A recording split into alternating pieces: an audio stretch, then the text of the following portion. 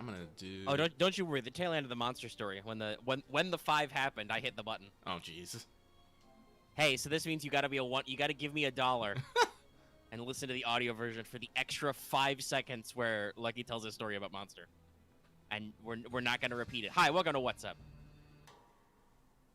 Welcome to the reverse of an anti-vax podcast, the mostly vax podcast. Mm-hmm. So yeah, I talked about this on Let's Talk FGO, but to just catch people up to speed as Lucky starts to speed run.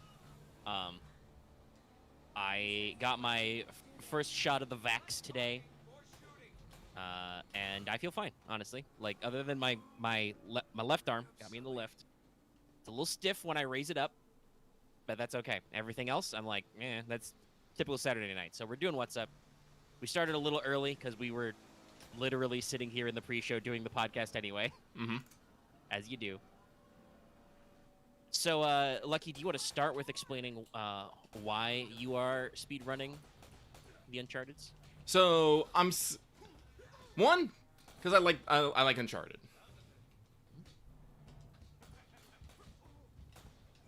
Oh, I messed up. Your face. My face. I'm trying to remember how to do the brutal combo. So the timing's a little weird. Yeah, no. So with Uncharted, I really like it, and I was excited to be a part of it with Omega, and his journey through it. But like I said, I didn't get to play it much, and honestly, that seemed to have worked for the best because when the one moment I did try to get it, like I had a whole bunch of feedback lag. Like I would have to like hit buttons early. I have to gauge my things a lot more, and I got a feel for it, but it wasn't. No, it was a little clunky. I felt a little bit of delay when we tested this out with Nier the other week, month, whatever. Mm-hmm. But it did seem kind of like you had a little bit worse, maybe. But I don't know. The first stream we didn't do it because in general we had a shitload of tech diff, but you also specifically had some problems connecting to the party at the tail end. So yeah. We just didn't bother.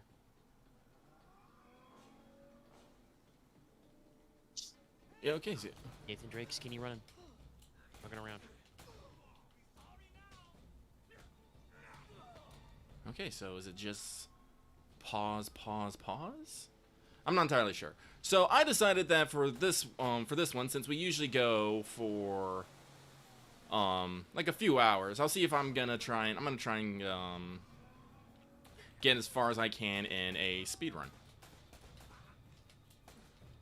Yeah, it's got settings for that. So here we are. Yep. Lucky's playing Uncharted. Yep. You want to see more Lucky play Uncharted? Here we go. Boom.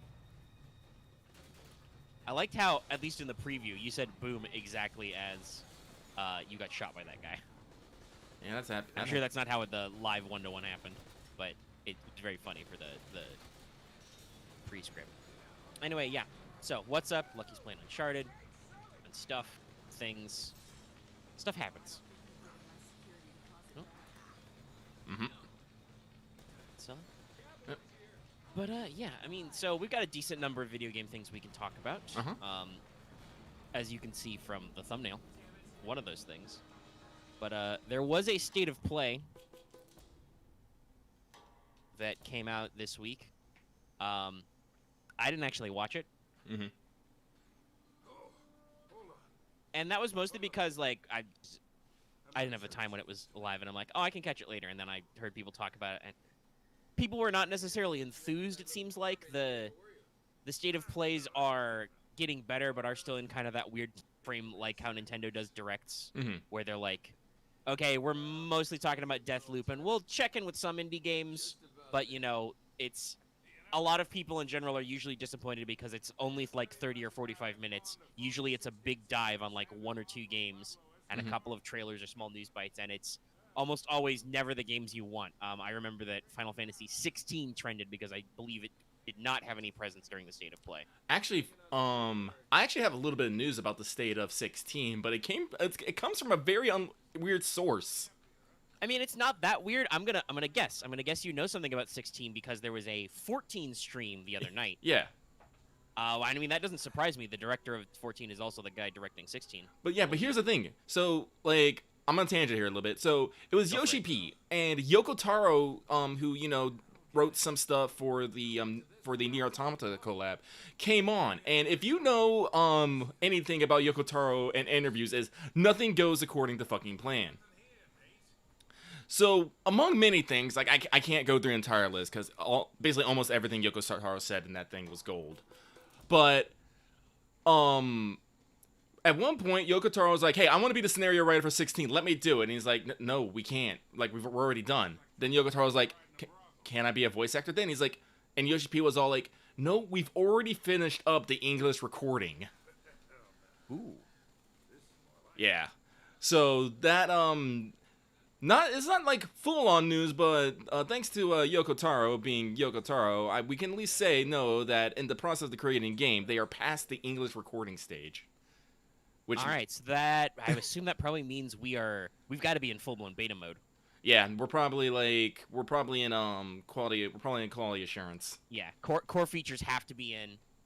They're gonna leave post production room to like re-record dialogue or something, but that's it's not like shooting a movie. With video games, dialogue and a lot of that stuff comes in later because you need to know you have the framework and you're gonna at least plan on using all those lines before you pay people to voice them.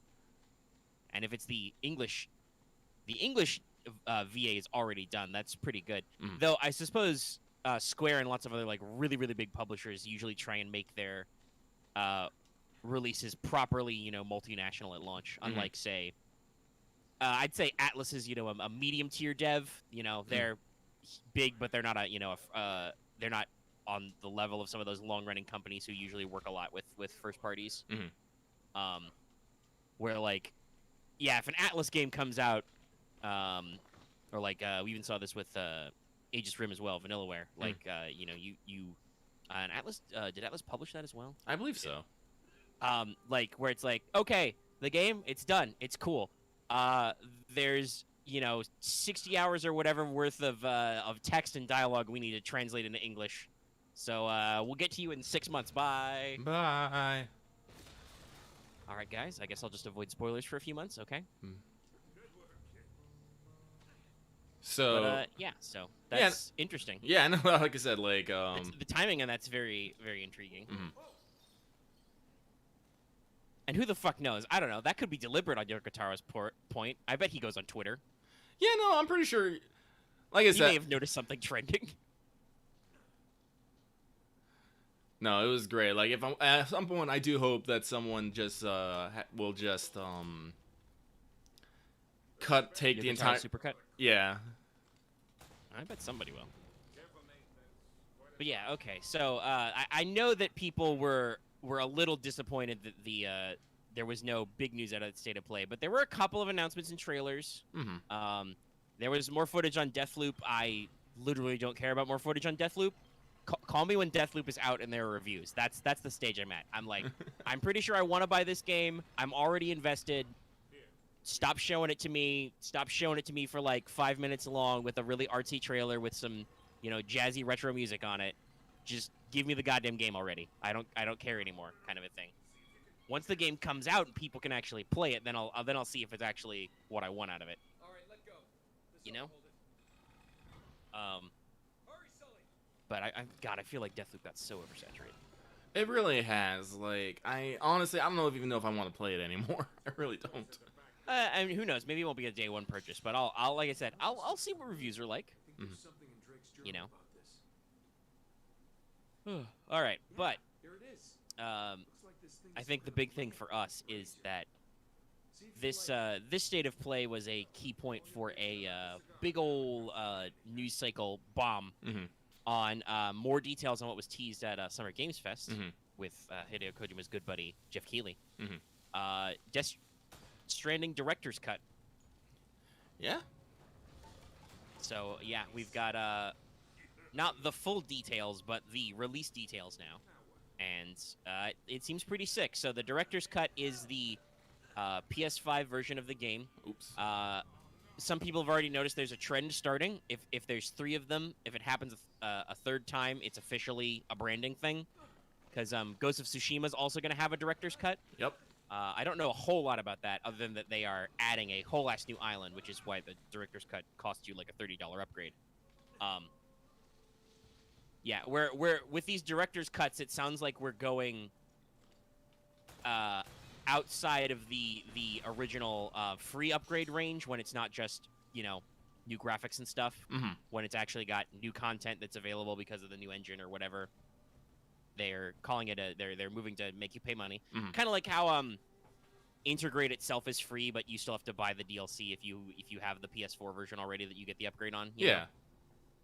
Just adding a little extra cost to pad the cost of development of the new stuff, and try not to break your bank. But it seems like this director's cut thing may be how they're competing with how Xbox is doing a lot of these multi-spectrum releases and free compatibility modes and whatever that just exist. Mm-hmm. Sony is like, no. You're not just getting Death Stranding again. This is the director's cut. This is like, we called up Hideo Kojima and we were like, yo, we know your game is amazing and you got like, gold masters and sold a bajillion copies and whatever.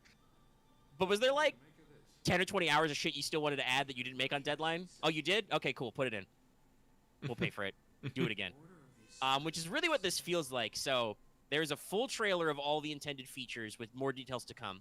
Like, not all the things have been shown. And Kojima himself went on a spree on the Twitter, talking about all the individual features with little gameplay cuts. Mm-hmm.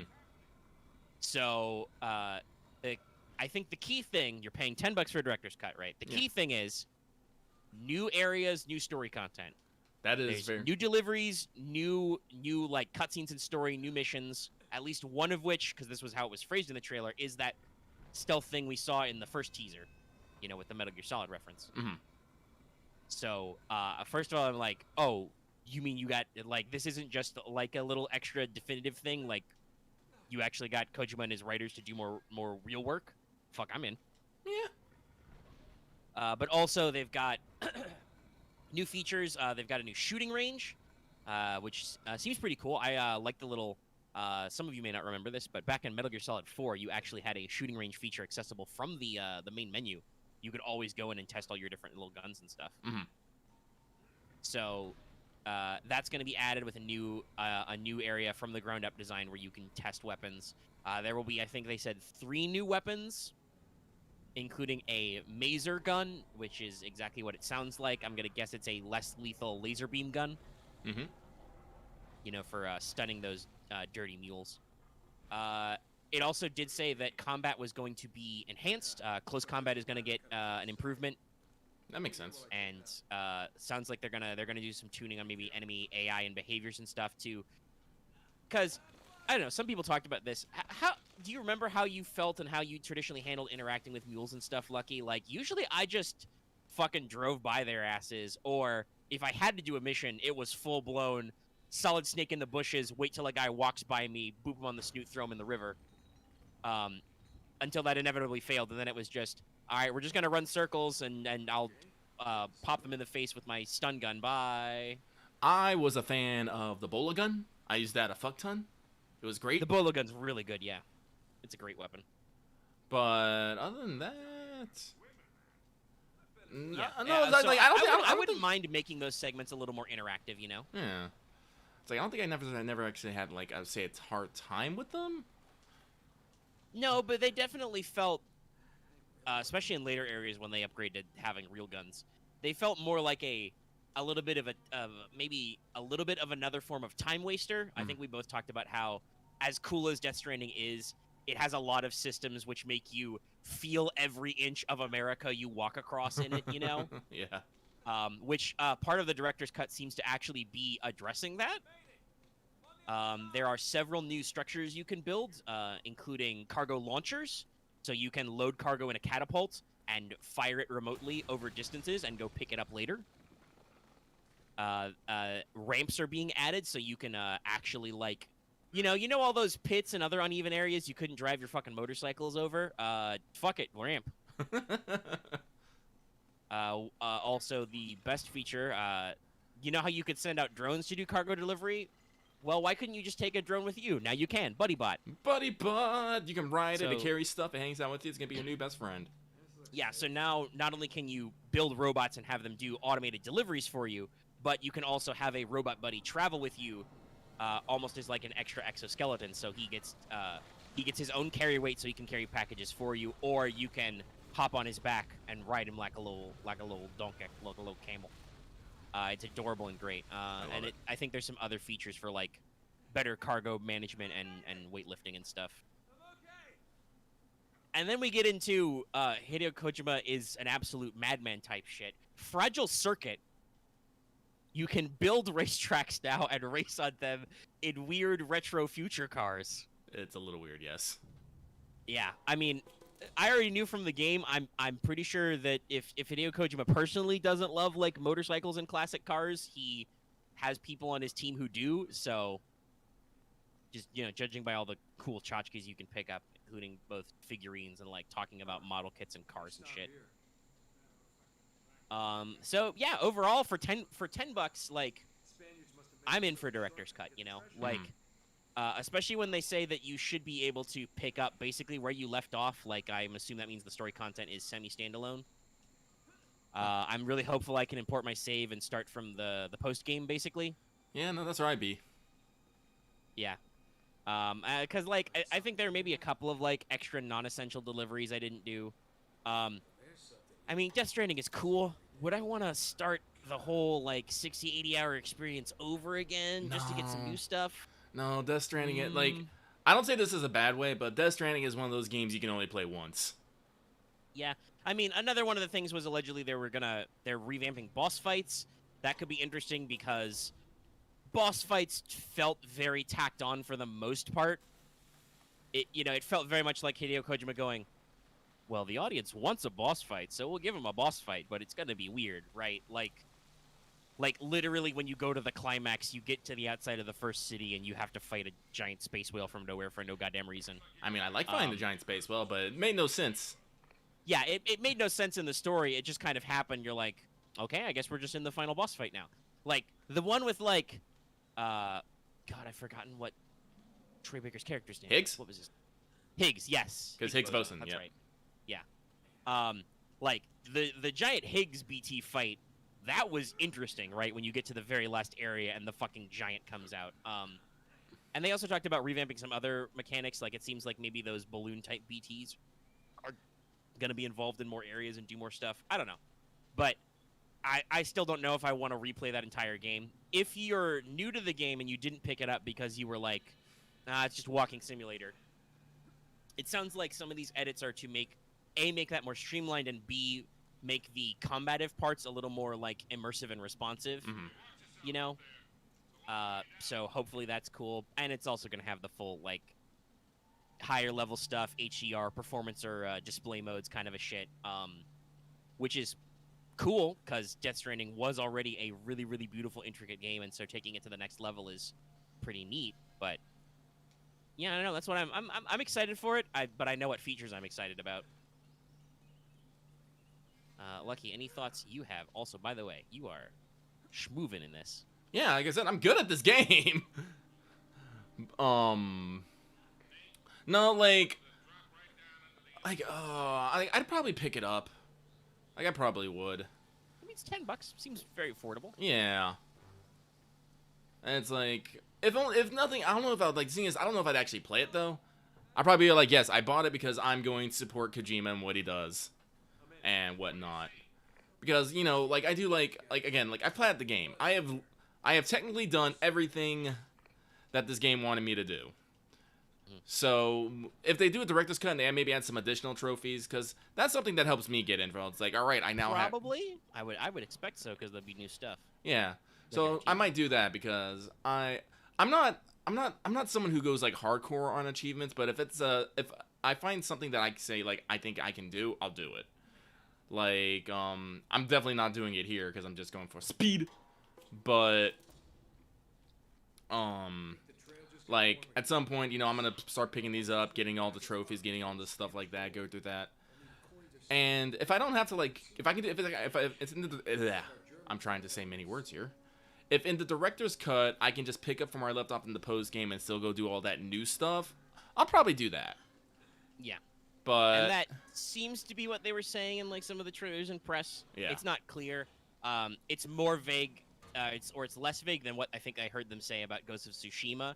I heard them talk about Ghost of Tsushima's director's cut, where you'll be able to pick up roughly, kind of, sorta, where you left off. And I'm like, well, I'm in post game. I don't know if I like the sound of that. Like, I beat the whole thing. And I know there's a new game plus and there's like new features, and we never did pick up try out the Legends mode either. No. We should sometime, but you know, also that game was. I mean, there's some stuff you can do, so like it's not necessarily like a 1-for-1, but when you do all the open world shit, it really feels like you can't play Ghost of Tsushima again the same way. Yeah. So adding a whole new island, you know, a second island to go to and do even more open world stuff, I'm like, that seems cool. I'll probably wanna wait until that comes out and verify if it lets you pick up right where you left off and import your saves and stuff, because it's, like I said earlier, it's a $30 investment.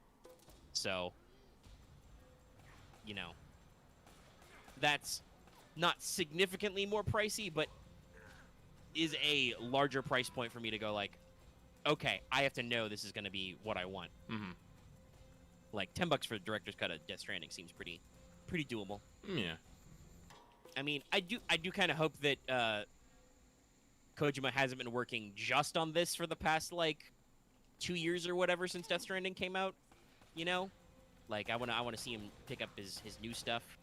But also, yeah, it's good. The game was good. We both really liked it.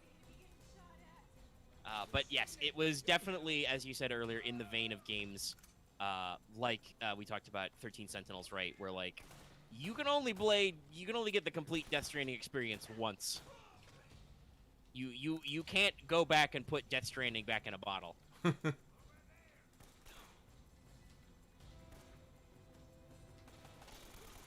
And honestly, I don't even like. I'll have to see what they do with the content, but I feel almost like it was such a like Hideo Kojima and his writers. I don't want to throw it all on him, you know, but he did the directing and the high concept stuff, I'm sure.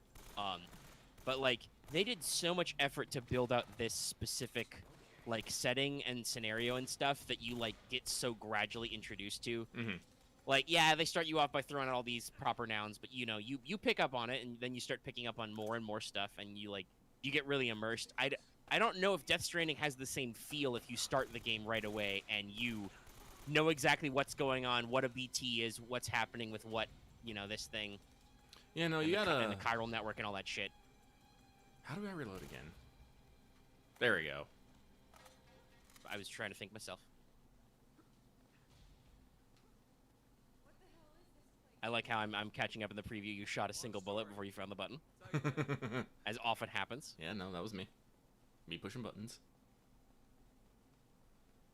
But yeah, so we're excited for new PlayStation stuff. I didn't hear about a lot of other announcements out of the State of Play, but I don't think that was its purpose, you know? Now they tell you how to reload. Yep. That's a thing video games have gotten a little bit better at, is letting you know when you need to know things. Okay, well, let's see. Well, I don't want to hog too much because I mentioned this in pre-show and I can say it now. I did beat ME2 and all its DLC last night while I was chilling time waiting for Let's Take After You to upload. So I can do some of my full thoughts on that. But yeah, Lucky, you been doing anything interesting and fun this week? No. Oh, let me think. Like I said, I've been playing more Scarlet Nexus. I still have not beat the first character, even though I've clocked in 40 hours. So there's that. Oh, did I tell you about the little combination thing that they're doing in Scarlet Nexus with the anime? No, actually, I don't remember this. So, being released right now, there's a Scarlet Nexus anime. It's being streamed on Funimation. I think they're only on episode 2 right about now, if I remember correctly.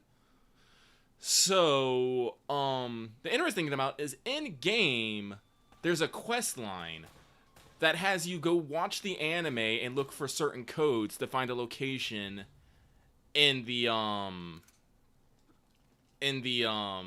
game. Hmm. So that is very like interesting. I haven't done. There's like I said, there should be 2 of them out right now, and I haven't figured it out. But that's a little interesting. I kind of like though that cross media. Yeah, that's good cross media promotion. Yeah.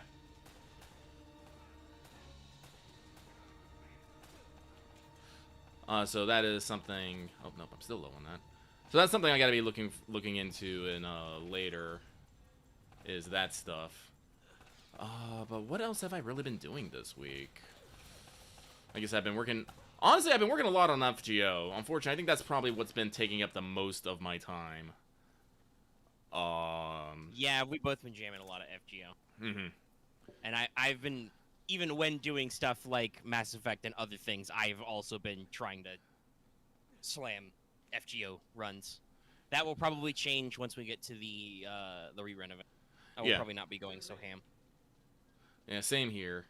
But guys, I'm going so ham. I talked about this in the pre-show as well. I'm fucking punching currently 5 AP class dailies for skill cookies. Okay, that's how fucking ham we're going down here. Mm-hmm.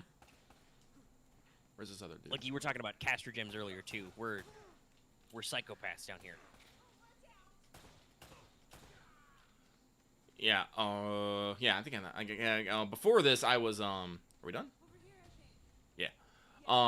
Like I had like maybe 11 caster cookies. Now I was up to Now I'm up to like I think like 43. I want to say. So like yeah, I mean I need like 8 more. It's tedious because you only get like 1 or 2 per run, but it's not awful. It's the gold I think that's the really bad drop rate, but oh yeah. I don't spend those nearly as fast as other cookies. Nope. See, lucky remembers to shoot locks. Like I said, I was watching you play this Monday. Actually, do you have any? Well, there's something we could talk about. Do you have any thoughts we want to get over with the first Uncharted? Yeah, I think I said most of them as the credits are rolling and stuff. We can remind people if you did not watch the whole stream yet and maybe don't want to just hear my high level thoughts by fast forwarding all the way to the end, though you should watch both of them. The second episode recorded mostly fine. I can't say that we weren't bamboozled by a puzzle involving a couple of keys, but the play was fine. So, yeah, no. I've known from watching people play it and stuff. Like I've watched a little bit of Retro Replay, which is Troy Baker and Nolan North's YouTube channel, actually play Uncharted. I should go back and actually watch them play the whole thing, because fun fact, until they sat down and did that, Nolan North had never actually played the game. Which I guess Troy Baker found hilarious, because he actually, I think this is part of what he wanted to get in for, was he fucking loves Uncharted. Like, he was playing Uncharted on a PS3 his trailer when doing shoots and stuff. Yeah, makes sense. Just how you kill time. Mm-hmm. And it's certainly Uncharted 1, pretty good time killer. You know, I never felt like anything was ever so, like, brutally hard or unsolvable that it was, like, wasting my time. We talked about this on the stream. I think and I hope this gets a little bit better in future entitlements, I don't think they knew exactly what they were doing with the final quote-unquote boss fight. Like, that was in, like, a lot of phases and was very strict on, like, what you had to do what. Yeah. I kind of wish they just skipped to the part with the final bit with, like, the boss just auto-gives you unless you do the thing in the right order, and then you push some buttons to punch him. But maybe they wanted to make sure you logically had to cross the boat or something. I don't know. Like, like I said, it wasn't that hard. I solved it in, like, 15 minutes. I just... It did a very old-school video game trope of just force you to learn the patterns. And I'm like, all right, I got it. I'm fine. Like, the gameplay's a little rough in a few places, but we talked about this on stream a lot. This was, Naughty Dog's first foray into this type of game. Even when making, like, Jak 2 or Jak 3, those games are... Yes, those are third-person platforming action games with guns, but the gunplay in Jak is not, like, traditional third-person shooters, Fuck, I don't even know. Can you... Yeah, you can hit a button to like stand still in first person, but it's not a primary mechanic to like zoom in. You just point gun at guys and shoot. In Jak 2, all of your guns have super convenient laser pointers to let you know exactly where you're pointing. Except the scatter gun, which is just, hey, are these guys in this short-range cone in front of you? They're dead now. They are dead. Love me scatter. Simple as. Though, I mean, if you really want to slap, the purple gun the best. Fucking Peacemaker. Everybody in this room is dead. But, yeah, so I think there can be a decent amount of forgiveness for, like, no, this was, I think, like, early PS3 era. This was Naughty Dog was cutting their teeth on this genre. And it's, I know that definitely in some future games, things improve. Like, we talked about this a little on stream as well, but, you may even see it. I don't know if you're going to bother trying to do, like, sneak up behind guy kills in speedrun mode, but you might. There are opportunities, right, where guys, like, are completely ignoring you. Yep. Kitty punch, and... I was too... in a bad way. Yeah, no, I was like... This is just... The set pieces are cool. I think at times the set pieces are designed slightly more to be set pieces than to be, perfectly balanced combat arenas. Like, they give you plenty of cover, but sometimes I feel like it's just, oh, well, we have a cool courtyard. Where do the enemies come from? I know, places. They'll run up on you. They'll get around you. I mean, it's decent that there's no, like, complacency. And, I mean, that's even something that, like, say, like I said, played all of ME2 in about the same couple of weeks it took us to beat the first Uncharted on stream. Though, obviously, one of those was only in 2 sittings. But, like, even then, I understand, playing that game a lot more. I'm like, yeah, no, enemies have to move up on you. And no enemies in the first Uncharted are quite as annoying as Ymir mechs in 2. God, those guys take so many shots. BioWare, why did you need to give an enemy shields, armor, and health? So chunky. But, like, there's a few different types of enemies. There's plenty of different types of guns. I think at times it gets a little like, okay, how am I supposed to get out of this situation? You've given me a bottleneck, and there's like 5 billion dudes over there. But I can trust that things will improve over time. And like I said, I know that stealth becomes like a real thing you can do later. Like, there will be long, tall grasses you can hide in. You can do more ledge kills and drop kills on guys and stuff. And actually, like, not necessarily have to bull rush into every situation, firing wildly until your screen goes gray and being like, okay, time to hide. Are they all dead? No? Okay.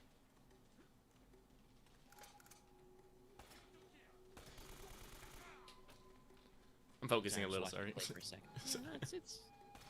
The game is good, and much like I would like to say with Mass Effect, because I'll probably go ahead and do that after this, but to segue over there. But like, the heart of the game is still really good, no matter what the gameplay is. Like the feeling of adventure and like capturing that,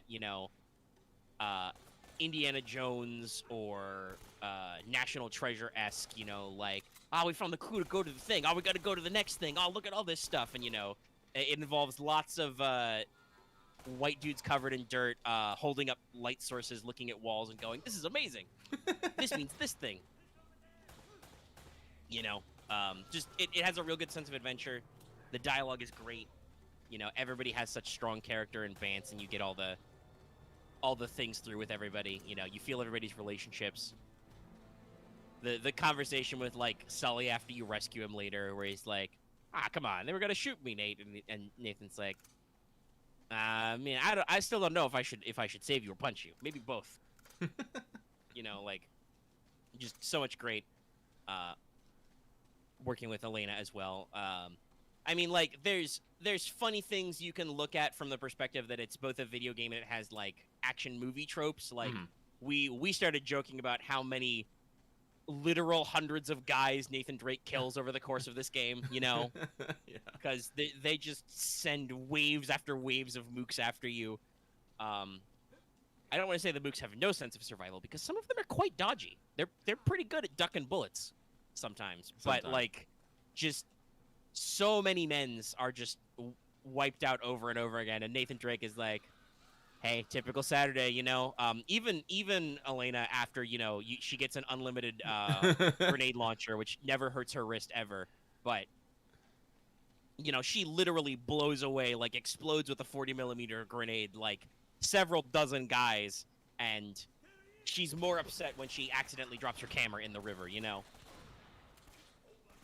to be fair, story of a lifetime: finding El Dorado, and Nazi zombie vampires.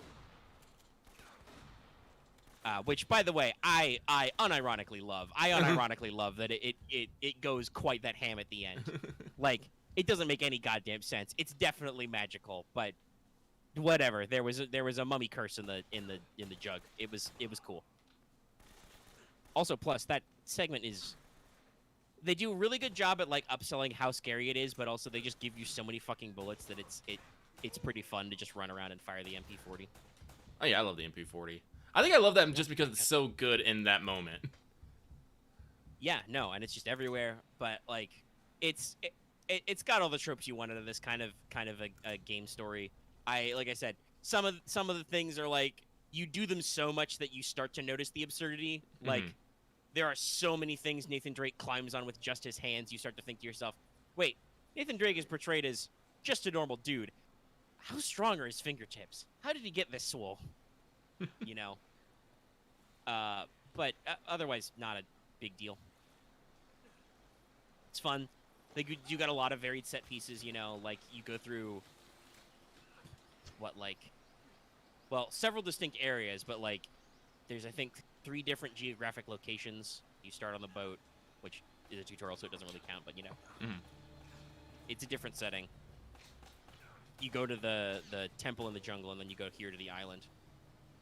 And the island has a couple of distinct biomes, So they do pretty good. I'm very eager to see where the series goes, because like I said, I've seen some of the later games. Like, I watched all of Achievement Hunter play through all of 4 a long time ago. But I remember that game having like several distinct set pieces in it, right? Yeah. Like, you go to lots of different places. And I don't know if this is included at first in other games, but I know that it was a big deal that you could drive around in some open world type areas. Yeah, as no, opposed that's to yeah, this being much more like on-rail shooter. And I don't think. Do you get to drive around a little? Oh, did I die? Oh, I fell in the water. That's what it was. Oh, you touched the instant death water, Yes. which threw you out of the waterfall. Wow. Yeah. Like I said, there's a couple of little jank things. The game's not perfect, but it's fun still, and that's all that matters. You can have some fun hanging out with Nathan Drake, climbing up things with your bare hands. Okay, what happened to your super jump since, Nate? Yeah, that is a thing. That's like, wow, he's really going at it. He's really jumping very hard. He doesn't need to jump that hard. No. Yeah, I think like the major thing is like the jumping is a little like they handhold it for you a little bit, you know. So that can be a little weird because sometimes Nate will jump not at all, and other times Nate will jump super extra huge to actually get out there. The vine/rope puzzle physics are a little weird. Yeah, we just blew up like 4 guys. Yeah, no problem. And we very conveniently put this truck here in a killer physical stunt. That would be a great sequence to shoot. I think and honestly, that's how this entire fucking game is built. This game is built like the developers are, the stunt coordinator and VFX team on an action movie, which is super ironic because there's gonna be an Uncharted action movie. With Pete Holland, if I remember correctly. Yes. Now, will it be able to properly capture this feel? I don't know. They'll probably try and use a lot more CG. But that's just what you do these days. Like, if you've watched a Marvel movie lately, you'd be shocked about, or you may not be shocked about how much fucking CG there is to enhance everything. Like, there's a decent amount of like wire work and stuff, but there's a lot of like CG enhancements and replacements and set building. Like, I think actually, it's pretty interesting to think about. Like, say, Mandalorian is actually like a show that is done much more pragmatically. Usually what they do is they do a 3D virtual set, so they put like fucking 3D projection screens, and they've got Unreal rendering the backdrop live as they do the shots. Oh, wild. Yeah, no, it's pretty neat. But like that gives them a lot of freedom to like have the actors on screen in very controlled environments that they set up, but also do lots of big landscape location looking shots and have more freedom and stuff. The way VFX and stunt industry is handled is pretty interesting a lot of the times. We'll see how the movie turns out. I mean, Uncharted, like I said, it's made like it's a movie, like the video game is produced like an action movie anyway, because that's what it's emulating. Mm-hmm. Like it's very obvious that, you know, Nathan Drake takes cues from, you know, Indiana Jones, though obviously modern with machine guns. Mm-hmm. Which they're about that. You know, we make excuses for the fact that Nate's, you know, clearly all the dirt on his shirt makes it bulletproof. You absorb a lot of bullets over the course of the game. It's fine. It's fine. These guys can take bullets too. They take like 4 or 5 AK shots. Ah, shit. I mean, honestly, it's funny but there's a lot of like tabletop RPG conventions that really play to this as well, like just like emulating the action movie rules of like, yeah, no, even mooks you can just take a couple bullets, it's fine. It's all just flesh wounds. You're fine. But yeah, I mean, I rambled a little bit there, but like I said, I am a little tired today. Like, don't know what it's from, but I'm a little sleepy. Hopefully, it won't go super too long. Oh, we've gone If only just because I'm probably going to get pretty stiff sitting in my chair for like 4 hours. Taking a second to stretch. Excuse me. This is another thing they do a lot. They do the old, you fight your way to one end and then dudes come out of the other end kind of a thing. It works, but it gets a little repetitive. Like I said, growing pains. It's always interesting to see these things. Oh, yeah. Especially when you know that this is an ongoing series, right? That has, at least on some level, solidified itself in like people's iconography. You know, like same thing with Mass Effect, where you're like, okay, the game started here. We're doing this and this. We drop this. We move on. This comes back later. Thank God by Mass Effect 3 they realized that they don't need fucking vehicles. The hammerhead is... I mean, it handles way better, but it's made of tissue paper. I don't know what the fuck they did. I did like the last Firewalker DLC mission. I had to fight like 2 or 3 Geth Colossi and a Prime on a bit, and I'm like, oh, I'll die. I'm die. I'm out of bullets. But yeah. That's never a good sign. I got some grenades. I do. But okay, so I think we can use that to transition to me talking about ME2. Yeah. So beat ME2 just over this week. Had a lot of fun. Man, ME2's good.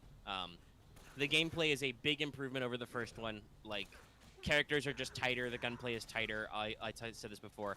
I'm so glad they switched to thermal clips. Yes, I know it makes the game more, you know, game-wise samey to, like, every other third-person shooter, but it actually forces you to consider, like, switching your weapons. Like, other than for, like, range, you know, like, oh, enemies are too close or enemies are too far kind of a thing. I almost never swapped my weapons in ME1. You know, I was like, okay, I'm an infiltrator. I'm good at sniper rifles. Sniper rifles all the way. Oh, shit, we're being mobbed by husks. I guess I'll pull out my shotgun. That's it. That's it, really. Like, Oh, God, there's even more guys. Sorry.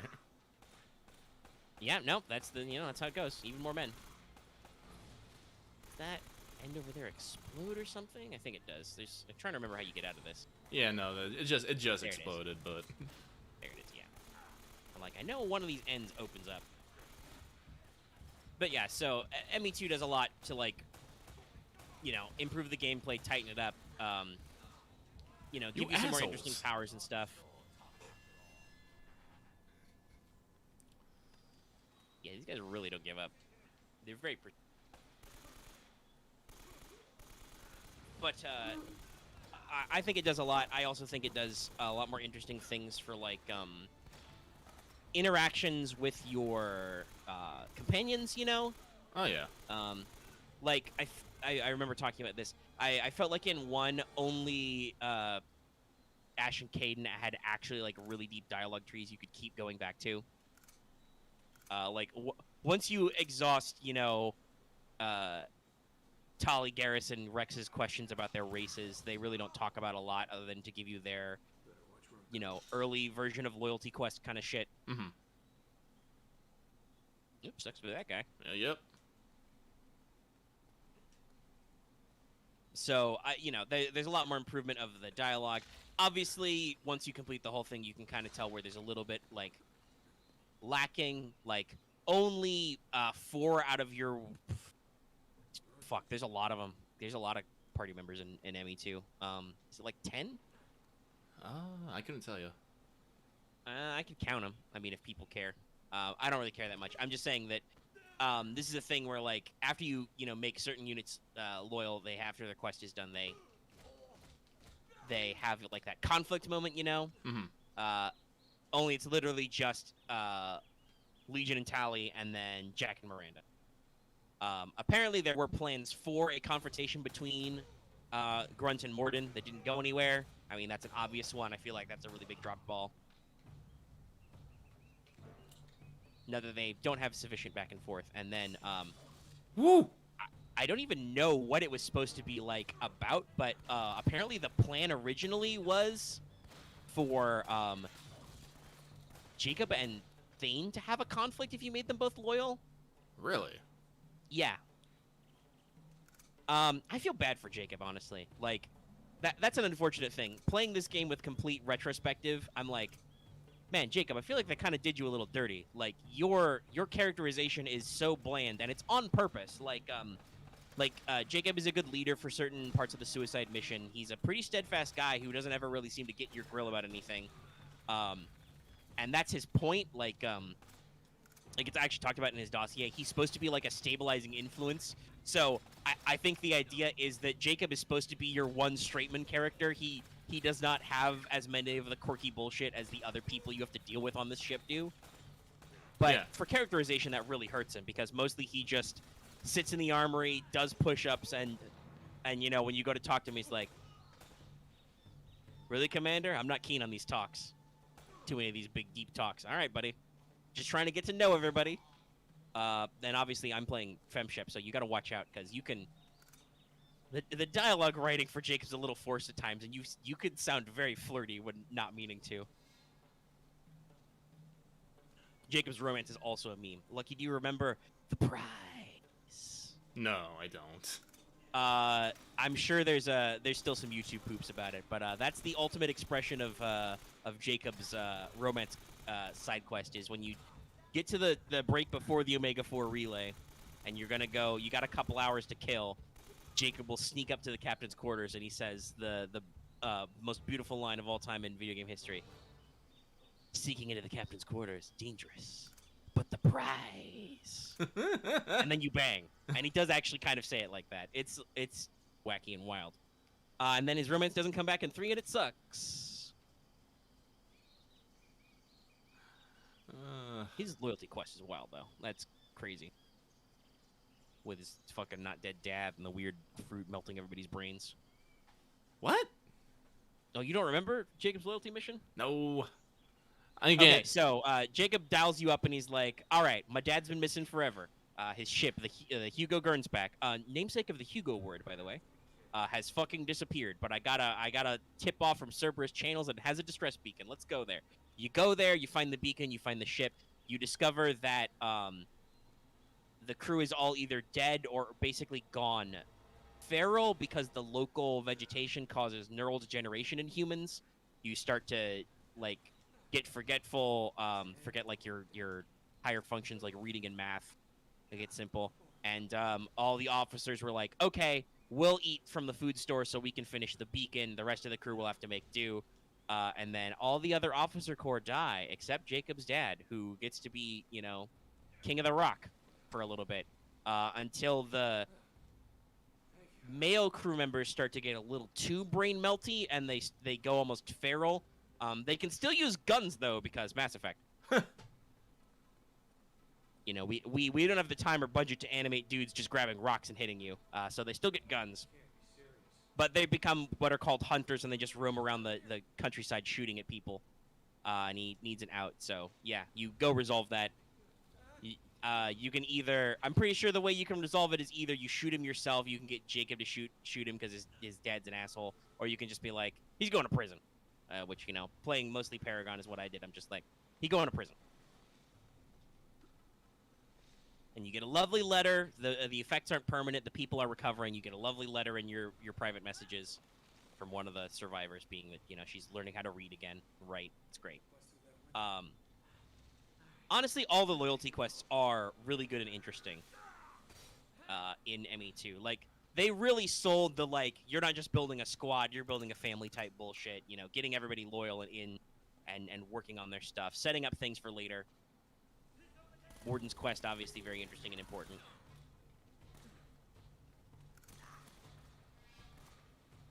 Grunts also being super cool, fighting a fucking Thresher Maw. Which I killed, of course, because I was probably grossly overleveled, and also, sniper rifles are goo. Sniper rifles do goo. That has one of my favorite bits of atmospheric dialogue. I believe it only happens if you kill the Thresher Maw, but when you go back to Chunka after that, Edie gives you an update and says, Grunt has received, we've received 3 breeding requests for Grunt, and 1 for Shepherd. Wow, damn. That's pretty good. Krogan's like me. They still shit-talk you because everybody's only got 1 atmospheric dialogue, but it's cool. Plus, you get to hang out with Rex. Also, God, I want to bring up, though, holy shit, did Cerberus do a number on making Shepard a cyborg? I forgot about how fucking enswolled you are in this game. Oh, yeah. Like, of course I do the Renegade interrupt to headbutt a Krogan. Like, when this, like, other clan leaders shit-talking Grunt to the Shaman, he's like, he's unnatural, he's tank-bred, he's gotta go. You can just Paragon interrupt, fucking give him a headbutt, and that's a all Shep Paragon? does is just kind of like, no, a Renegade interrupt. I'm about to say, it's all like, nice. No, but it's a Renegade interrupt to just interrupt him and headbutt him, and just, all Shep gets out of this is just, shake your head a little, I'm fine. You do some fucking CQC shit, in the Arrival DLC, like punching out prison guards and stuff. I'll talk about Arrival later. I'm not a huge fan, but I'll talk about it. I did that in the postscript. But the game, I think, writing-wise and like development-wise, has some obvious bottlenecking problems. You can see where, because they had to switch to 2 discs on the Xbox, only 1 disc on the PS3 because of the power of Blu-rays. You don't need to change the disc, Snake. You still need to install each part separately, but you don't need to change the disc. Oh boy. But they had to bottleneck Squad Association. Means I talked about this in the post show with Lucky. I'm saddened because I realized just how little time you have with Legion before the game's fucking over. Because Legion is a great character. And honestly, I feel kind of sad for BioWare that they had to set it up that way to, like, do the thing. I guess obviously, I think it probably would have been, like, too obvious if they, like, didn't immediately do the thing where you install the Reaper IFF and the Collectors capture your crew, you know?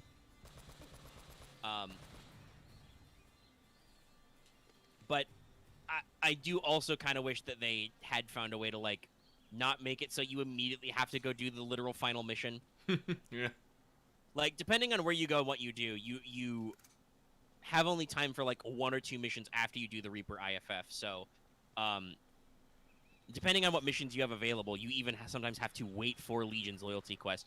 But if you do literally everything else, he always has his loyalty quest to do. Or they, I guess, technically, because they're, 1,000 dudes. 1,000 Geth. No sign of her.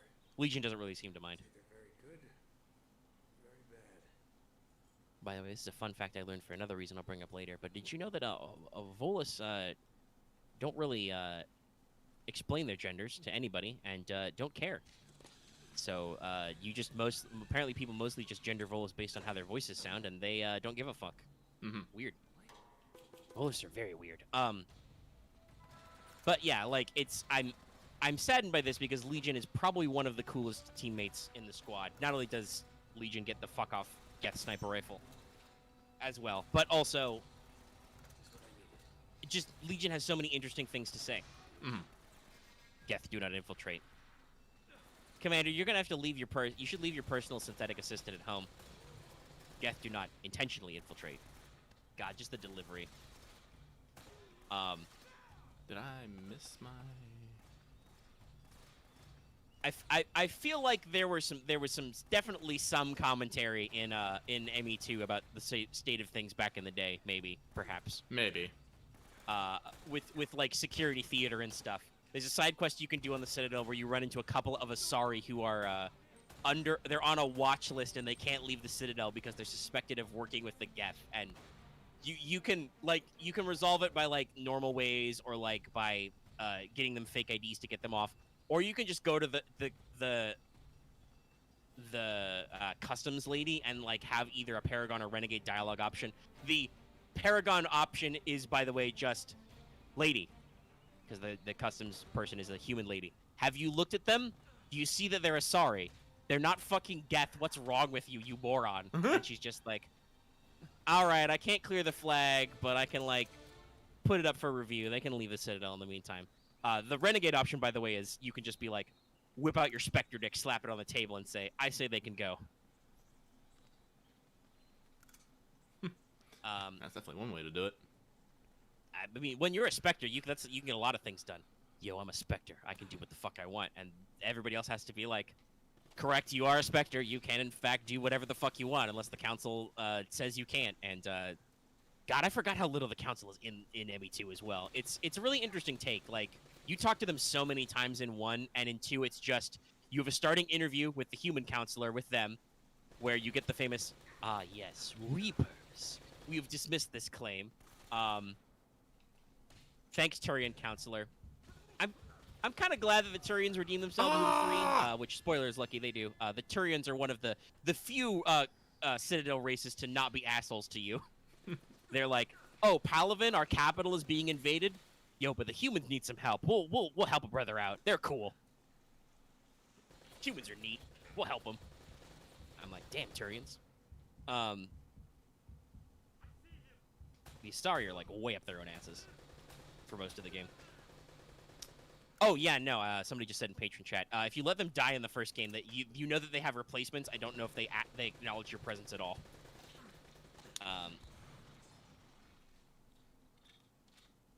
So it's really interesting to see how they go from being such a force to being like, no, we don't care about that. Your council interviews are replaced with sassing the elusive man, which I do frequently.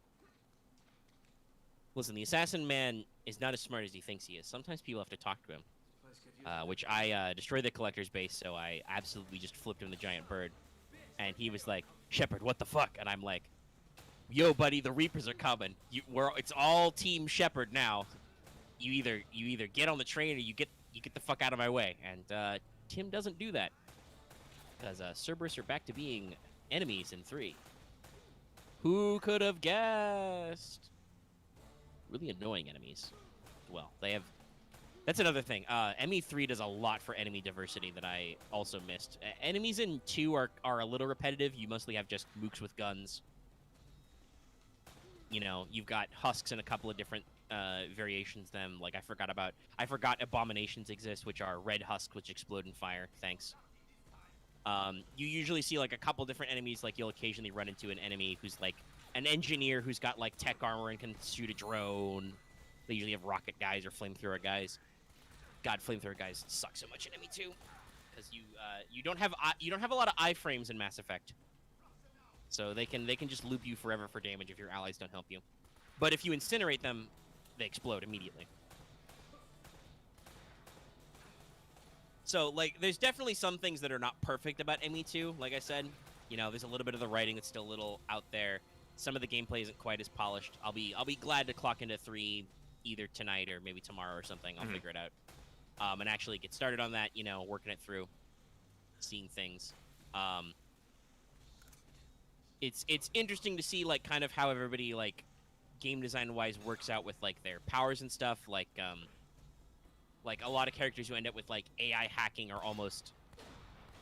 It feels like the AI hacking power was included because it was a legacy thing, but because Geth aren't the primary mook race now, it's not nearly as useful, you know? Because you can't AI hack collectors. And your only way to hack to hack, as it were, organic enemies is to pick Morinth and not Samara, which is a real douchebag move. I think they brought back the Dominate power in 3 in the DLC, though. That's okay. Saving Samara gives you Reeve, and because Shepard is crazy cybernetic, you can just buy everybody's bonus loyalty powers. So I absolutely put Reeve on my otherwise perfectly normal Infiltrator Shepard, because it's a great power, because it regens health and you don't die. Not dying is always important. And when you get to like max level, some enemies are really tedious. Let's see. Was there anything about ME2 itself I wanted to say? Because otherwise I'll move on to talk about Arrival really quick. Because this is my first time playing the Arrival DLC. Period. Now, like, you know, game design's good, weapon variety's good. They did a lot of improvements. Eager to get into 3 and see. I feel like I'm very interested to see if 3 really holds up as like being very transformative. Actually, honestly, 3's probably not very transformative. I just want to see that final stage of the refinements, you know? Like, I really wish this collection existed for Dragon Age, because I feel, in my mind, I feel similarly about how DA games evolved, you know? Like how Dragon Age Origins was very loosey-goosey and traditional computer RPG. Like, you know, you cast spells with the you know, time stops to do all that stuff. You got all the different powers, the stances. Work out everything, and then, you know, to kind of refine that, for instance, you know, giving everybody like basic attacks better, the basic combo string to spam the button, and then 3 got even more so, still refining everything, you know. So it'll be good. And I'll finally get to play all the DLC. I only ever bought the Citadel, I think, for 3, and obviously downloaded the extended cut, because that was free.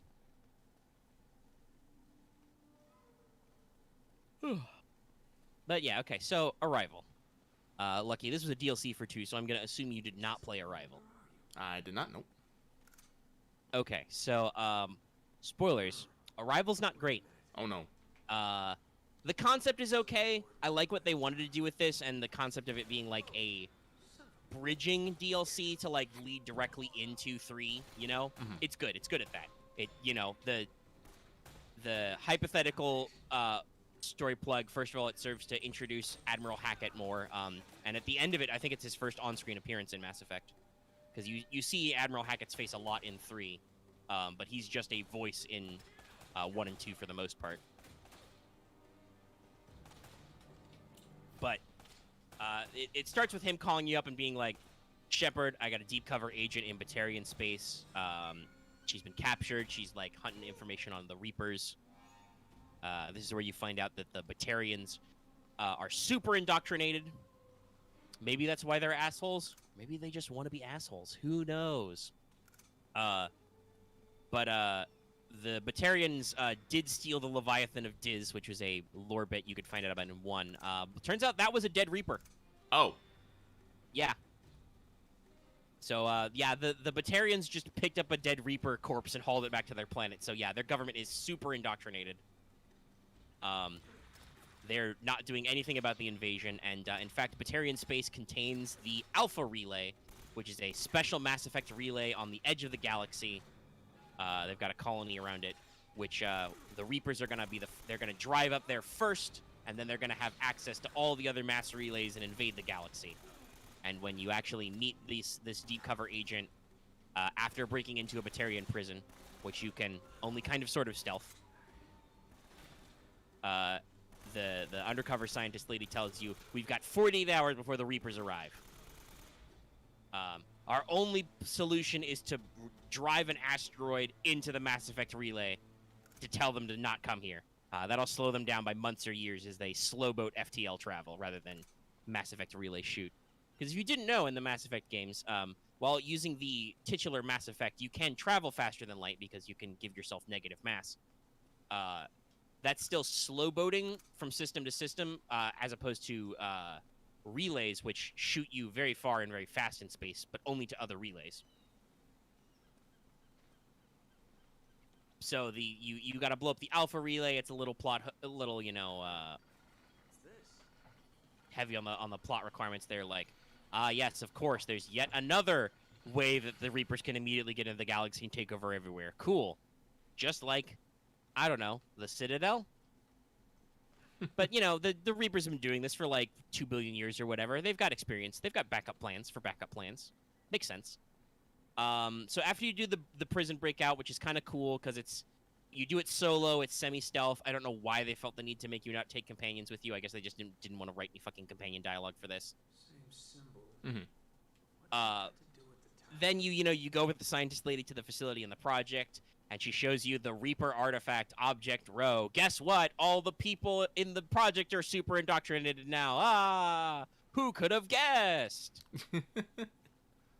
I really feel like 2 was really like, oh, we've told people indoctrination exists. We're going to lean on this heavily. Everybody's fucking indoctrinated.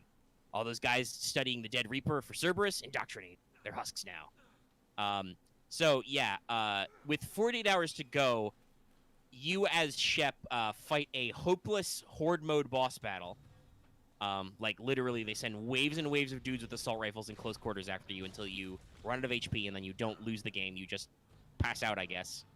Literally, I think the only time Mass Effect has ever done this, which I'm like, okay, I'm glad that I didn't have to restart this fight, and you're not actually going to make me fight the whole fight, but also, like, damn, that's a little weird. At least it made sense why it was hard. You get sedated for, like, most of 2 days, and when you wake the fuck up, you've got, like, 2 hours left to stop the Reapers from invading the Alpha Relay. Jesus. Yeah. Another, Shep badass moment, you're so cyborged up that you unsedate yourself. You get up. Guards come in to try and take you out. Shepard just grabs their guns like she's the fucking boss in Metal Gear Solid 3, knocks them out of the guards' hands, and just one punches both of them, and they just lie on the floor. Are they dead? Fucking probably. Even though they were in full body armor. And you're literally stripped down to, like, your casual wear. And then, basically, the DLC has nothing other than you rampage solo through shitloads of human enemies who are all indoctrinated for no reason. And you go to lots of places on the facility to start the engines, and then you gotta stop the crazy scientist lady from overloading the core. And then she, because she's really indoctrinated crazy, she's rambling about how she can't wait to see the majesty of the Reapers. Destroying the Mass Effect relay is wrong. Which, by the way, Shep approaches this when she first tells you what the plan for the project was, and she's like, yeah, the scientist is like, yeah, blowing up the Mass Effect relay will probably blow up the system, killing the 300,000 Batarian colonists on their planet. And Shep is like, okay, before I pull that trigger, Damn it. Excuse me, I want proof. Oop. Yep, missed the rope. It Yep. was right there, Nate. It was right there. Just missed it the entire way down. Didn't think to grab it or anything. Thanks. But, There we go. yeah, so, like, Shep wants proof, but once you're down to, like, 2 hours left, you don't need proof. You're just going to blow up the fucking Mass Effect relay. Don't worry, the Reapers are showing up. The final bit of the cutscene is actually one of the very few cool things where a giant fucking hologram of Harbinger comes down to, like, sass you. Shepard, you are becoming an annoyance. Fuck you, buddy. We will destroy you completely. Maybe. But maybe not. All right, Shepard, bye. Click. Hangs up. Like, that's it. You get to yell at him about human determination or, no matter what the sacrifice or whatever, and he's just like, all right, cool, bye. Click. And his giant fucking hologram just whoop, leaves exit stage left. It's really it's interesting, but it's not very great. Like, Shepard agonizes a little bit about blowing up the Mass Effect relay, but there's no choices here, which is very unusual for Mass Effect. Like, even if you don't like ME3's ending, it does give you choices. Once they got the incentive, you even get 4 choices. So this is just, no, you have to push the button and kill, like, 300,000 dudes. Even if they're shitty, worthless Batarians. Listen, I'm a war hero. I survived the Skillian Blitz. Fuck the Batarians. Those guys are assholes. You do have, like, a soulful moment as Shepard gets back in the Normandy and you watch the galaxy map, like, render the explosion wiping out the system, and you just kind of take a deep sigh and slump on the rail. But yeah, you mostly just fight waves of the same annoying enemies over and over again in close quarters and try not to die. Thank God I had Reeve as my bonus power, so I could just be like, oh, I'm running out of HP. Let me just suck the life force out of you with biotics. How does this work? I don't know. Space magic. Like your confrontation with the scientist lady isn't even that deep or anything. She's reduced to being a raving fucking lunatic at the end as you confront her in the power room. She has a literal suicide bomb on her, and she's like, "Fuck you." You get a renegade interrupt to just shoot her while she's mid rant, and then the bomb goes off anyway. It doesn't stop anything, but it does knock you out for like 15 more minutes so you can stumble around. And then, even after that climax, you have to shoot like a dozen more dudes, including another fucking Ymir mech. Thanks, guys. It's not really well made. I get why they did it. It gives you an excuse because it ends with, like, Admiral Hackett comes down. Admiral Hackett has no questions, by the way, about whether or not you've made a good choice. That might just be because I was Paragon the whole time and I hadn't, like, fucked over humanity or anything. But he comes on the boat and he's like, Shepard, no, by the way, no sense of mourning over this deep cover agent who you had to kill because she went crazy and got flipped to the enemy side. Even though when you talk to him in the dialogue about her, he makes it sound like they're pretty close friends, and they're both pretty old, so possibly even they used to, be like, intimate. He doesn't care. Whatever, she's dead. It's fine. Shepard, you did the right thing by blowing up that Mass Effect relay and killing all those Batarian scumbags. We're ready to fight the Reapers. Let's go. However, the Batarians might declare war, so you gotta go back to Earth and stand trial. But don't worry, the evidence against you is shaky. It'll be fine. It was not fine. Really? Really, Admiral? I'm pretty sure I did commit a war crime. Like, I think it was justified because the Reapers were literally cruising out of the post-credit scene to scoot up and, fire through the Mass Effect relays and eat everybody. But it bought us a couple of months. It's just an excuse because they needed a way to justify in story why ME3 starts with you back on Earth on trial, basically. Your ship's been impounded, you lost all your shit again, and there's a reason why you have to be back on Earth to start that game. And which I think it's functional. I'm just like, this reeks of the script writers are like pre-production on ME2 has started, and they're like, okay, what we're gonna do? We're gonna start on Earth. It's gonna get invaded. It's gonna be a really cool moment. Spoilers for the literal first 5 fucking minutes of Mass Effect 3. You're on Earth. Earth gets invaded by Reapers. You have to leave. It's very poignant and stuff, and I actually, like I said, I really like a lot of set pieces in ME3, but it's very ham-fisted with the setup, and I'm like, so clearly in pre-production, the script figured out where we were going and what we were doing. It did a full-blown front flip when you shot him. Yep. Something we made many jokes about on stream is just these stuntmen guys just selling every hit, every shot. So hard. But yeah, it's kind of unfortunately ham-fisted with how it wants to get you into ME3, and I'm like, okay. That was a horrible I think it was like the scriptwriters just realized they needed a bridge, and we're like, okay, here's the bridge. I mean, really, somebody says, really, I don't think there should be a bridge between these 2 points. I'm like, no, it's there. Just cruise through. Okay. Like, it's a little ham-fisted. It doesn't feel like a lot of other Mass Effect content. It is technically more story relevant than the other two out of the 4 big DLC packs. Firewalker is dumb and I hate it. It's just an excuse for them to add in the vehicle they programmed in the game that they had to cut for time back into the game. And Mass Effect doesn't need vehicles. I'll say it. The vehicle segments in 1 and 2 are bad. Overlord is interesting. The Overlord DLC is where you go to a Cerberus facility that's being overrun by controlled Geth because they Cerberus did a horrific crime against nature and plugged a human brain into a VI platform so they could take over Geth to make them work for us. And it went bad because the poor human guy who was plugged in did not enjoy this experience, and it was kind of freaky-deaky for him. Overlord is great, though, because it does have the one time when slapping somebody's shit is actually a Paragon interrupt. Like, as the horrible, poor, experimented man is, like, rambling to you in his gross Christ-like machine of, like, being plugged in, calculating a square root of pi for forever. His brother's like, no, let me take care of him. It's okay. Never mind that I did horrible experiments against God and man to him. I'll take care of him. The Paragon interrupt is just backhand him and be like, "Fuck you! I'm taking this guy out of here. We're going. I'm gonna give him to the Alliance. He's gonna hang out with regular humans and be okay." The only really good DLC then is Lair of the Shadow Broker, because they actually do some interesting things with gameplay. They have a couple of interesting boss fights. You know, they actually play with the combat mechanics. They actually like do some interesting new stuff. Like there's a car chase, which is pretty okay. Fletcher, we have You know, they play around the mechanics. And like I said, they do actually give you Liara as a temporary squad member back, so that's pretty cool to like bring her back and have her be part of the team. And you can get some story resolution in here because what were you before she was unfortunately treated like a lot of the other previous characters where that aren't back on the squad, like Talia and Garrus, where it's just, oh, she's just hanging out in an office in Ilium and you get to talk to her. Okay, you're still cool, but she can't come with you. Bye. Bye.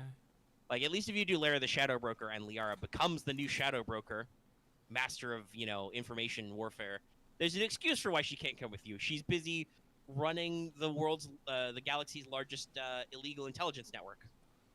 Friends in You know, high for you. places. Yeah. So yeah, that works. I'm very interested to see now how 3 and how 3's DLC holds up, as well. Though. But let's see, how long have we been going? We've been going for a little over an hour. I need to take a quick break, so I think I will pause the audio and let Lucky deal with getting shot by these guys. And I'm going to go to the bathroom real quick because I have been a little thirsty since we started the show. Mhm. So I have drained an entire bottle of water. I'm going to pause audio and be right back. That's what he's gonna do. I'm gonna keep playing. Let's see, we're an hour and 14 minutes playing. I don't know if I can jump there.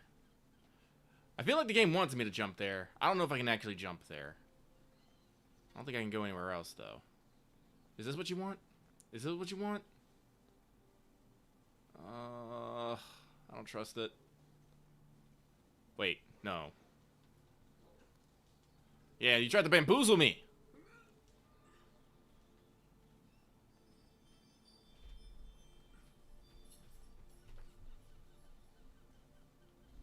There we go.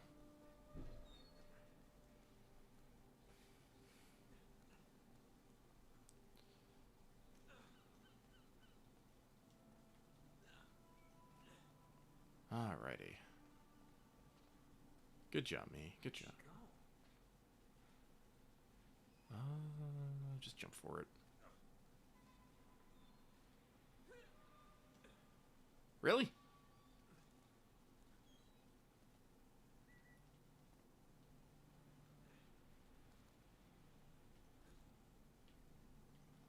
No, game. I wanted to drop to the lower ledge. Was that really that hard? Yes. Yes, it was, apparently. Thanks.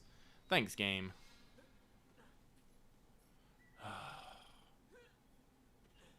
I guess this is what this is for right here.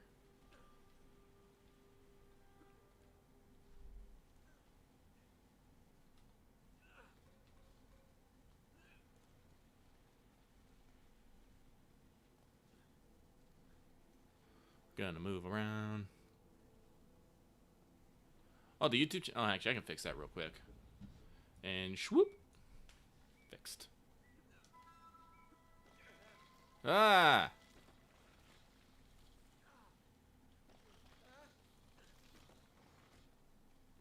I have arrived.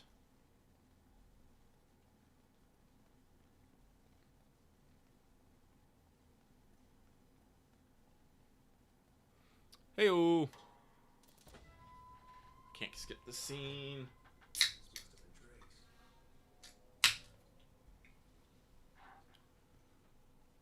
So what were you looking for? Still can't skip.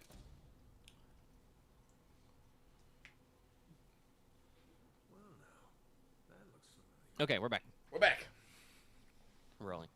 Why don't you just throw that out there? A thing I just saw. I don't know if YouTube chat is technically covering up your speedrun clock. Well, Mostly because people are. Did you move it down a little bit? maybe I should have shot the guy with the rocket launcher first, but whatever. But I don't think it's actually going to cover up the clock because there's not a lot of people talking in live chat right now.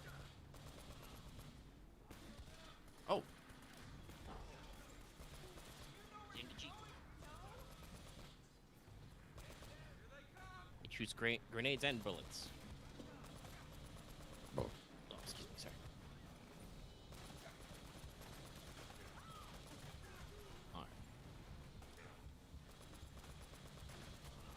But yeah, okay, I can keep powering through the stuff I want to talk about because I got a couple more things. Yeah, no, I got some things to talk about, but I am trying to focus on this game a little bit. That's fair. We can round up at the end. I'll just run through all my stuff, and then I'll be out of things to talk about. Excuse Not me. things to say, but things to talk about. Mm-hmm. You know, I can just be done for the day. Mm-hmm. Okay, was covering it up? I don't think it was, but Well, I maybe moved people it. weren't just saying enough stuff. Okay.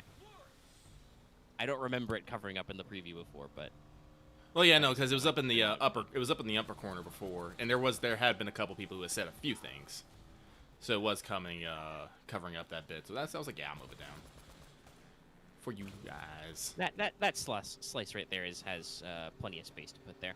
Mm-hmm. But so, first of all, Fuck as you, I can use tires. this to segue from topic to topic, because I'm really good at that. Speaking of Mass Effect 1, I am an animal person. Did you start?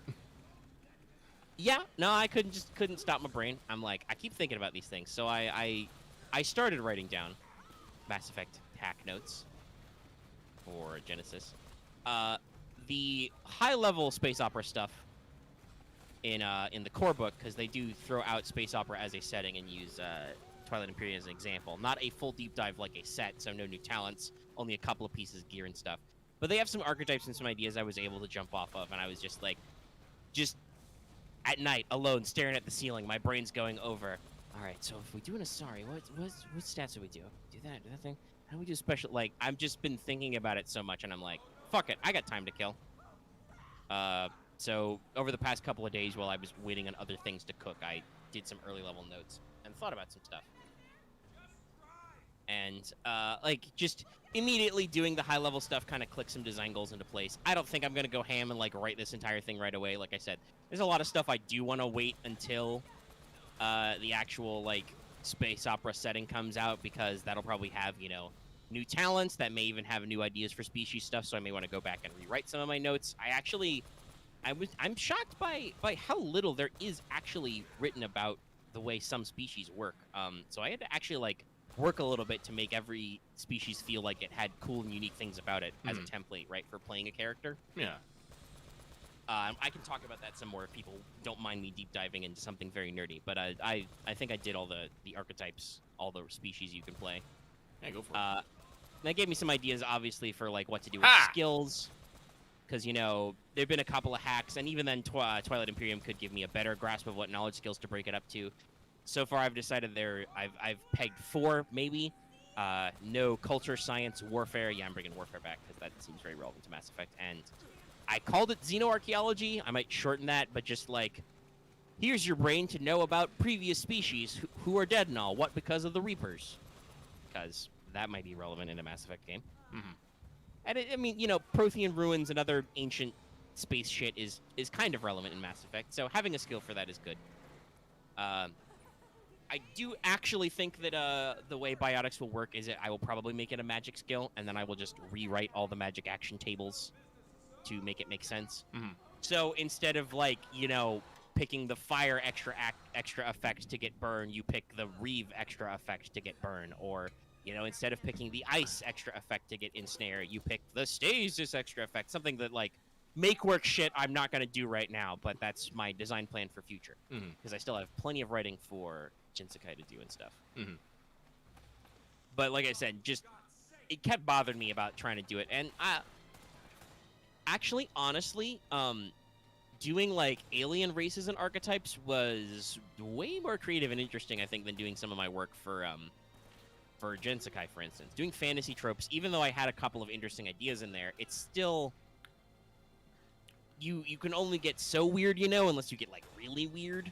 Well, yeah, that's the thing about to say. Like, when it comes to like fantasy races, like, unless you're getting some, like, unless you're going real weird, you're basically always gonna have some sort of like something human-like thing. Usually, just with like an off-variant flavor of something.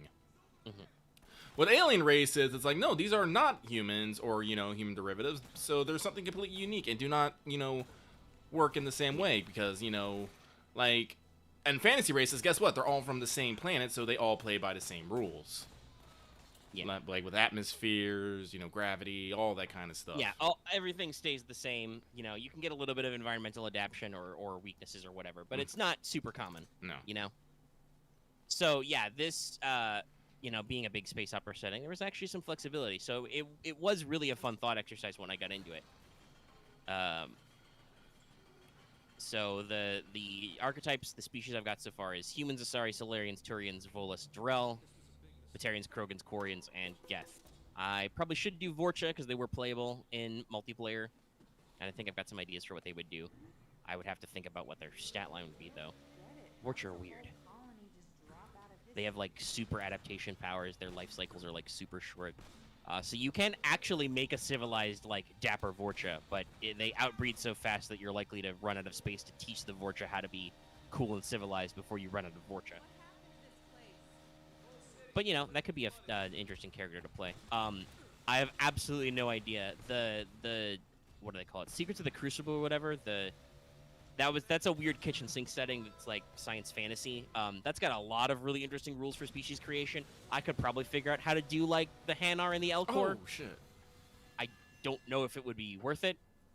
I mean, I guess people might want to play Blasto, the first Hanar Spectre, but that's a really weird one. That might be later DLC shit to figure out. Like, if you want to be that. So, like, humans are pretty normal. They're kind of boring, but they're usual Genesis humans. 2s and everything's 10 starting wounds, 10 starting strain. 110 XP, get 2 non-career skills. Have the ready for anything ability to move a story point from the Game Master's pool to the player's pool for free. But honestly, I think this does actually fit the way humans are presented in Mass Effect. Morden brings this up in ME2. Humans have some of the greatest genetic diversity out of all of the Citadel races. Like, humans are just kind of all over the place genetically, so, you know, you can have the freedom to be whatever sort of human you might want to be if you play a human in this RPG hack. You know, get extra skills, you have a little bit extra EXP, your stats are kind of nice and well-rounded. So it's perfectly serviceable to actually get in there and actually, you know, do the customizing you want to be a cool human. There's a dude shooting me and I couldn't see him. I don't know why. Blarg, blarg. Front foot. And interestingly enough, I assume this will correlate to a real species with a name when they actually produce the hack, but there were some interesting generic alien species in or possibly even altered humans in the, like I said, space opera section of the core Genesis book. So I was actually able to find one that I liked for Asari.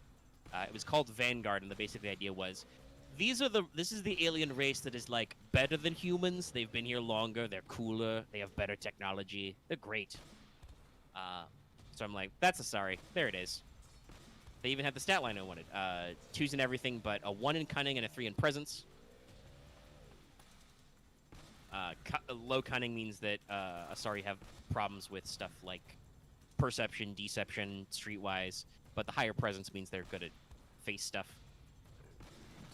And while you do see plenty of, like, Asari mercs and stuff, you don't run into too many shifty Asari.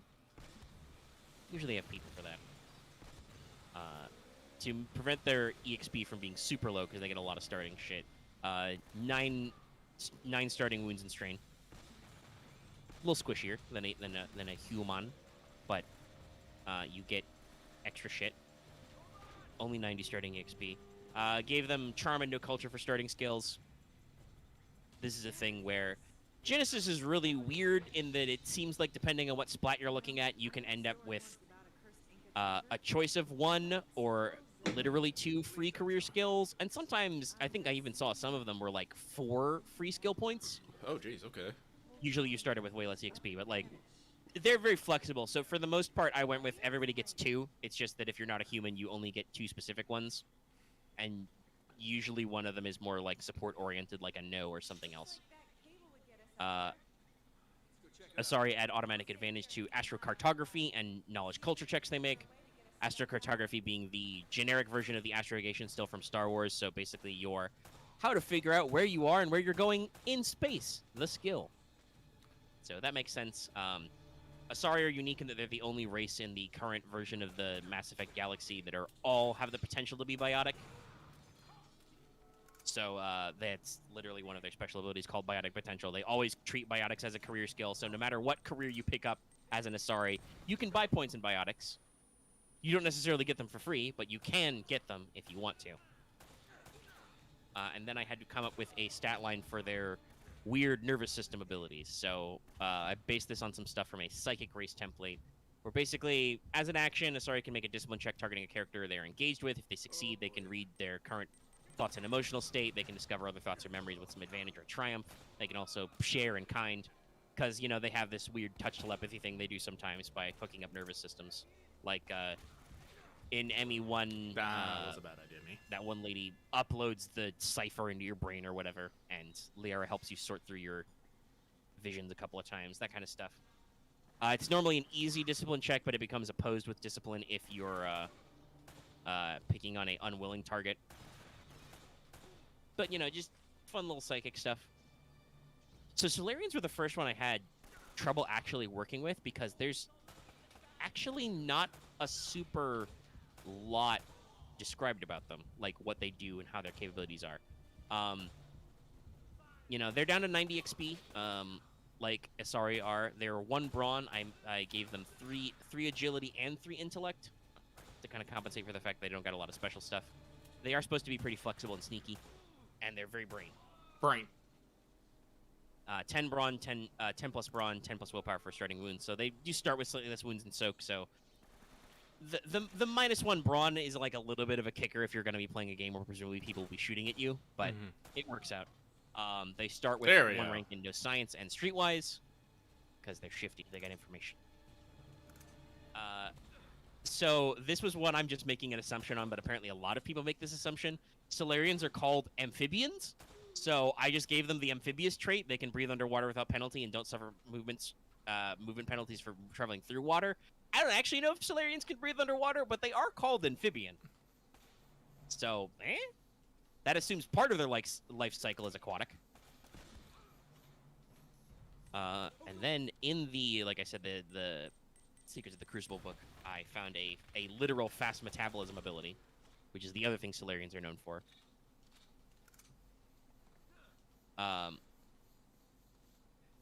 Which is basically they have high metabolisms. As a narrative effect, they need to eat a little extra food each day, but they recover from the effects of poisons or toxins twice as fast.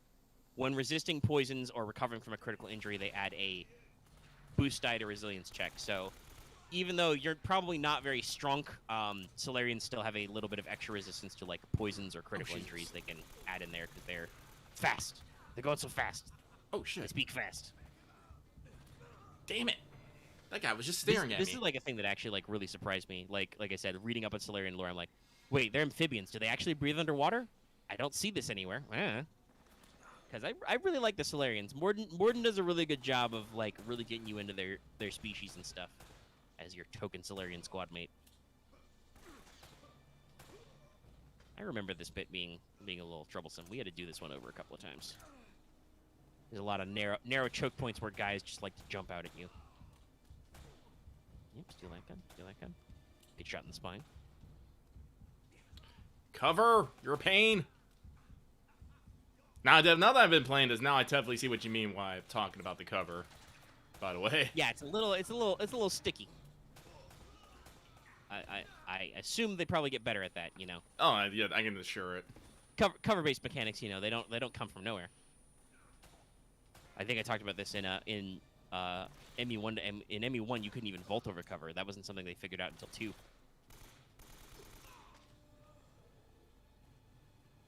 Get that shoot one. I get all of them. So yeah, that was kind of interesting figuring out how to do Solarians as like the brain sneak characters, but also give them stuff. Turians were pretty easy. They have 3 cunning, 1 presence. Turians not known for being super sociable. They're very disciplined. But a lot of it is done about how they have like, you know, predatory type faces, forward-looking eyes, very perceptive. Cunning is good for them. Start with 90 XP. They start with discipline and no warfare. They have their exoskeleton thing that I actually talked about. Like they've got a little bit of metal in their carapace, which gives them more resistance to radiation. So they remove setback dice from radiation. Also, they have sharp claws, so they have an unarmed weapon, natural weapons. Because they are actually supposed to have claws, you know. Turians are, you know, weird dinosaur bird people. Some of them have jet boots.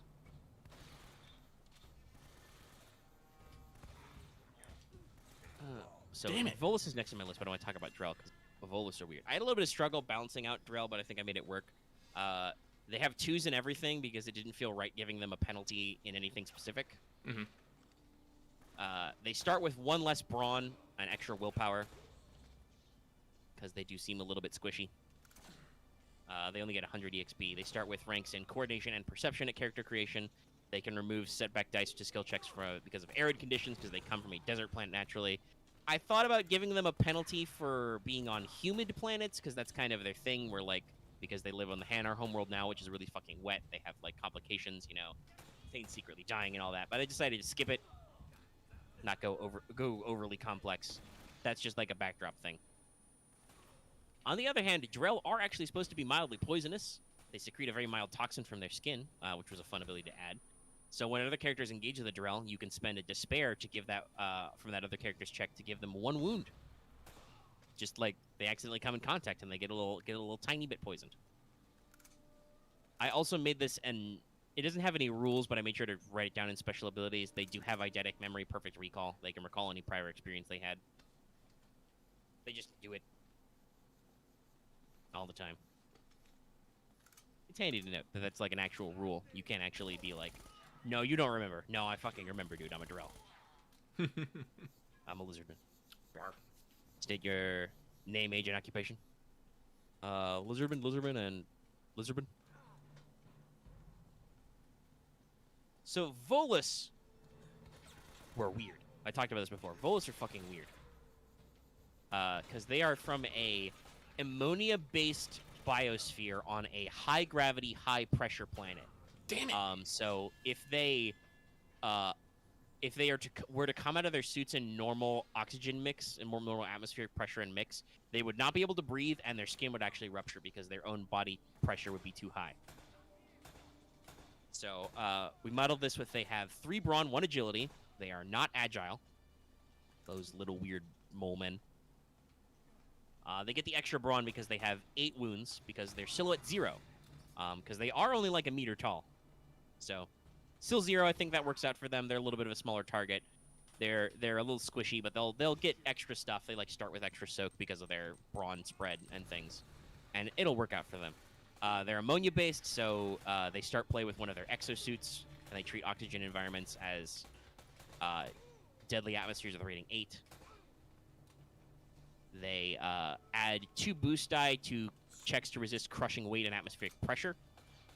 And if they suffer wounds due to high pressures, they reduce the wounds suffered by their brawn rating to a minimum of 0. This is actually another fun ability I found. Because, yeah, they're pressure adapted. They're from a heavy world.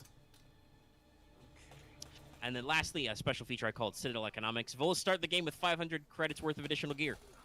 Oh, interesting. They're rich. They're made of money.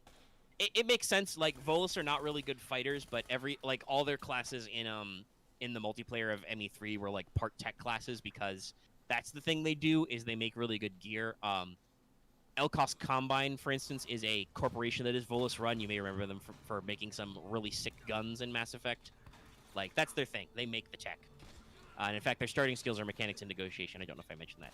So I figured giving them the and yes, by the way, this is a rule that happens in both there's like one Star Wars species that got this, and also a couple of examples as a bonus power in Genesis. You can have your species or archetype trait just be, I have more money, so I have more stuff. Which is pretty cool that we can like make that all balance out. I don't know what the stats on the exosuit would be, but I'm going to assume it probably has like at least a +1 soak and probably some defense because they need it to not die. Also, speaking of those asshole Batarians, Batarians were a really weird one to do. There's not really a lot about them or their biology, just that they have 4 eyes. That's their thing. That's their only thing. They have 4 eyes. Otherwise, they're just interchangeable with everybody else. I went for 3 cunning, 1 willpower. The Batarian like culture and government are supposed to be like really, really suspicious and oppressive and like Orwellian, so I felt the willpower penalty makes sense, you know? They're not a species that develops a strong sense of self very easily, so if you want to be a very, very willful Batarian, you got to go out of your way. Mhm. But the extra cunning, you know, eyes. Good at cunning. 10 willpower, 10 brawn, 100 EXP. So you get a little bit extra XP, like a lot of those Citadel races I talked about are like 90. They start with Coercion and Vigilance as their skills. They have 4 eyes, so you remove 2 black from perception checks because they've got extra eyes. Damn your eyes! And they also get the special ability Fearsome. They are not the only species to get this, but they are one, which means they add a black die to Charm, Deception, Leadership, and Negotiating checks, but add a blue die to Coercion checks. This doesn't apply when interacting with your own species. So, Batarians are scary. That's it. That's all I got. That's it. There's so little about them other than they've got 4 eyes, dude. I'm like, fuck, what do I do with this? Well, not everyone has to be a complete and utterly special snowflake. It's true. Hey, speaking of which, the Krogan. Krogan are baller. You only get 75 starting EXP, but you get a strong package on top of that. So, Krogan have 3 brawn, 3 willpower, 1 intellect, 1 presence. I think I talked about this as my hypothetical last week. Yeah, I think that makes sense to me, yeah. Yeah, they start with 12 plus brawn wounds and only 8 plus willpower strain. But because they have 3 willpower, this means even though you have a lower starting strain threshold, you still get 11. Shepherd. And you start with 15 wounds by default, assuming you don't buy any more brawn. So, you chunky. Krogan start with both resilience and survival at 1 at character creation. And then we get into all their fun abilities. So, Krogans have the Blood Rage, as we talked about. They get +1 base damage with melee weapons when they've suffered any wounds. If they have a critical injury, they get +2 base damage with melee weapons. They have their Redundant Biology. Whenever they would heal wounds naturally, they heal one additional wound. They also decrease the difficulty to heal any critical injury they are suffering by 1. Mm-hmm. And they don't suffer the normal penalties on medicine checks to heal their own wounds or critical injuries. Krogans are hard to kill. There is actually a redundant organ suggested ability in the Keyforge book that I mentioned before that gave me a lot of ideas. I didn't like that one because that implies that you only have a specific set of redundant organs as opposed to Krogans who have at least 1 spare copy of literally everything. That mechanic is kind of cool though because its idea is basically pick an average rated critical injury. This race ignores that critical, which is neat, but not necessarily what I wanted for the Krogan. Then Krogans have hard shells. They increase their soak by 1. This, by the way, means that your default soak is 4 for free. Jesus. And when you make an unarmed check, you get the unarmed damage bonus. You do +1 damage and have a critical rating of 3. It's the headbutt, which is actually the Krogan heavy melee in multiplayer. I love it. You always know when you're hanging out with bros when after a wave ends in ME3 if all the Krogans start just headbutting. It's great. Fun time. And Krogan also have Fearsome because they scary. So, if you're going to play a Krogan face, your work is cut out for you. But if you want to play Krogan what beats up men's and hits things good and don't die, very easy. So, Quarians are next in my list. They have Int 3 Cunning 1. They're smart, but they're not really good at the cunning. I did not want to go the presence route because they are actually like a very social people despite the suits, or rather probably because of the suits. So it didn't seem quite right. They get 100 EXP to start. They start with 1 rank in both computers and mechanics because they tech. They have the suppressed immune system, so they start with a Quarian environment suit, which will probably be defense 1, soak 1, and have other stuff. And whenever their suit is breached or they are in a non-sterile environment, they add 2 black to all skill checks because allergies, basically. In mechanics terms, this is the equivalent of having an environmental vulnerability in an archetype or species to just everything. Every environment you're vulnerable to. Don't leave the suit. It's bad. Also, upgrade the difficulty of resilience checks to resist poison and disease ones. Quarians. Notoriously weak immune systems. But they get some fun stuff. They have a cybernetic affinity. This is actually very commonly noted that a lot of Quarians have cybernetics installed. So you begin play with a cybernetic implant installed that costs less than 1,000 credits. This doesn't decrease your strain threshold. And, you know, based on, like, ME2 and some other stuff, there's probably going to be a variety of things you can actually get. You know, skin weave, like, dermal armor for, like, a +1 soak. You know, the muscle augers or whatever for like extra unarmed damage or whatever it is. There's a couple of suggestions we can figure out. There's some lore stuff. And then also, once per session is an out-of-turn incidental, you can spend a story point to have your character heal strain equal to your number of cybernetics. So, Quarians can kind of make up for the fact that if they want to install lots of cyberware, they have to reduce their strain threshold a little bit.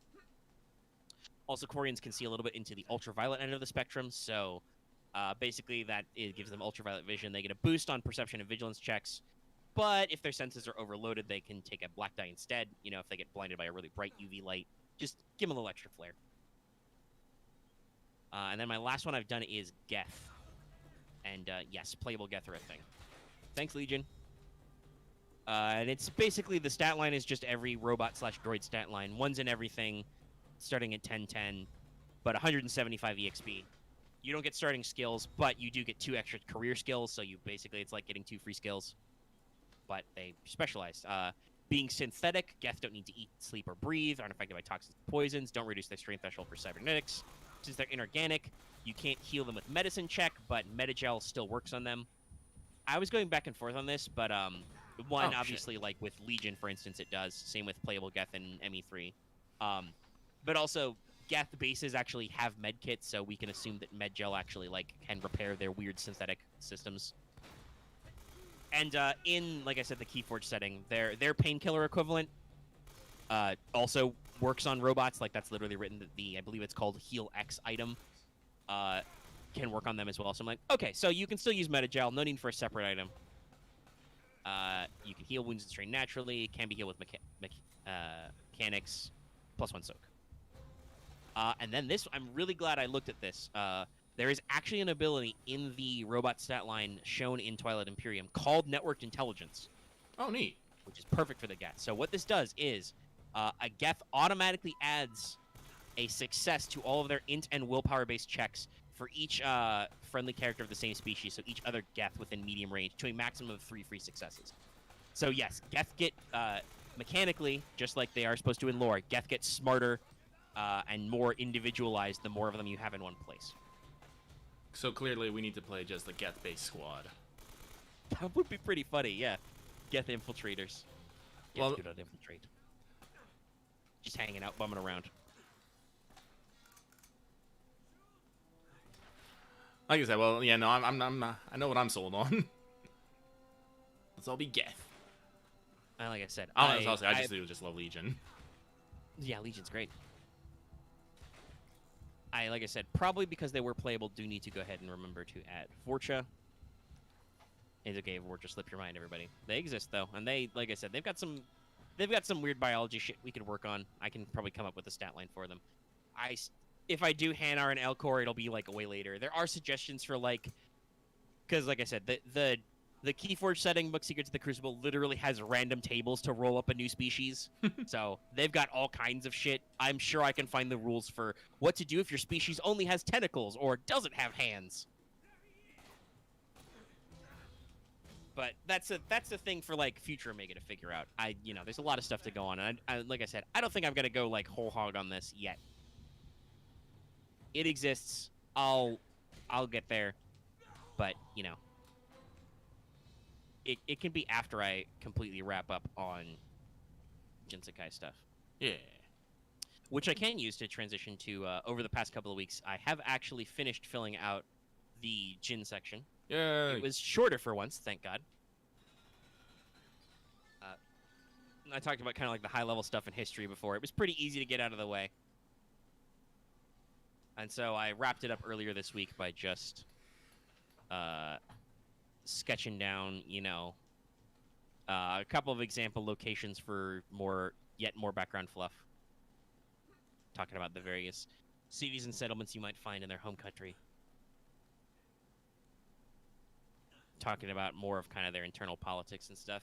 It was kind of interesting to kind of try and capture, I guess, the Jin mindset, right? Mm-hmm. And how their culture works, because they're one of a couple of our late occurring mortal races who aren't necessarily planned as such,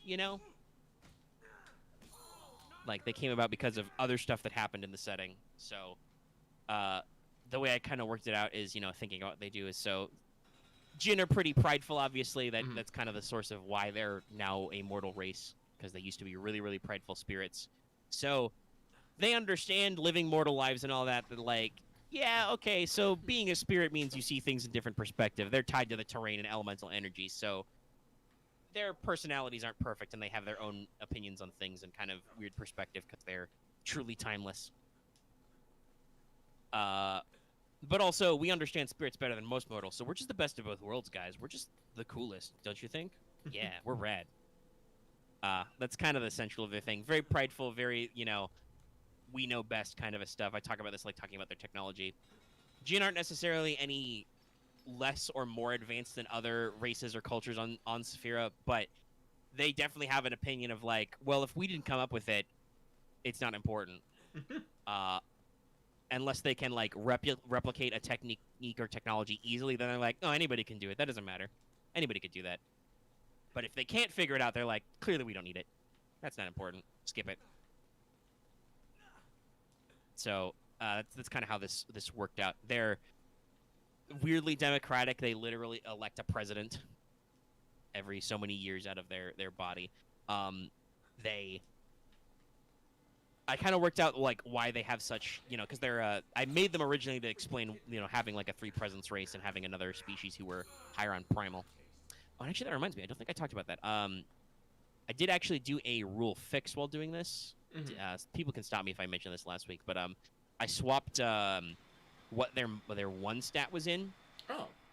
So for Jane, it was originally in cunning, but that's the stat for primal, and I'm like, that doesn't make sense. Let me fix that. So I switched it to willpower. So Jinn are now willpower 1, presence 3. Meaning that they are bad at stuff like vigilance and discipline and divine. Duh. But with cunning staying at 2, they are good at primal and also decent at defaulting on shit like perception, streetwise, deception, secondary skills for social stuff. But they're not the most perceptive. Again, the prideful thing. They're not the most pick up on like reflexes and whatnot. And their culture generally works on the idea that brute force is for chumps. So they're not necessarily very violent. Like, they know how to defend themselves. This is even seen in some of the rivals. Because, by the way, the Jinn section is completely done. I only had, like, 5 stat blocks, so those are all done. And so are artifacts. So, like, they're not really a violent people, but they have a strong, like, social pressure for unity and, like, social grouping. People are encouraged to have large friend groups, even intergenerational friendships to, like, pass on knowledge and all that stuff. And in case you think that sounds too gross, yeah, a lot of young Jinn do. That's why they leave their home country and become adventurers for a few years or decades or centuries, because they're a very sociable, a very open, talky, touchy-feely culture, which can get a little exhausting dealing with a culture full of basically the kind of people who would, post pictures of their food on social media all the time. Like, they're out here for like aesthetics and art and everything.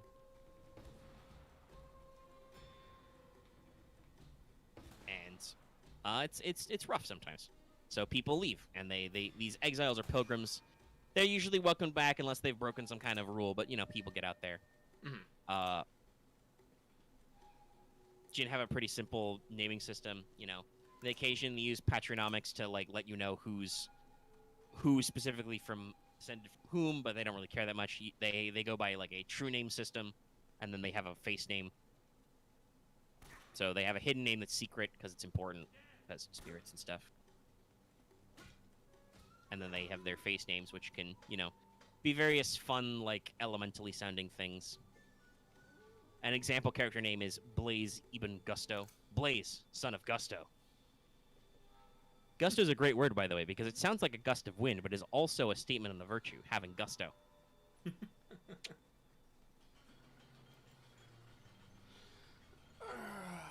The general theme for, like, a little bit of place naming is definitely more, like, a little bit Middle East, but also Asia Minor kind of stuff. Like, I threw in some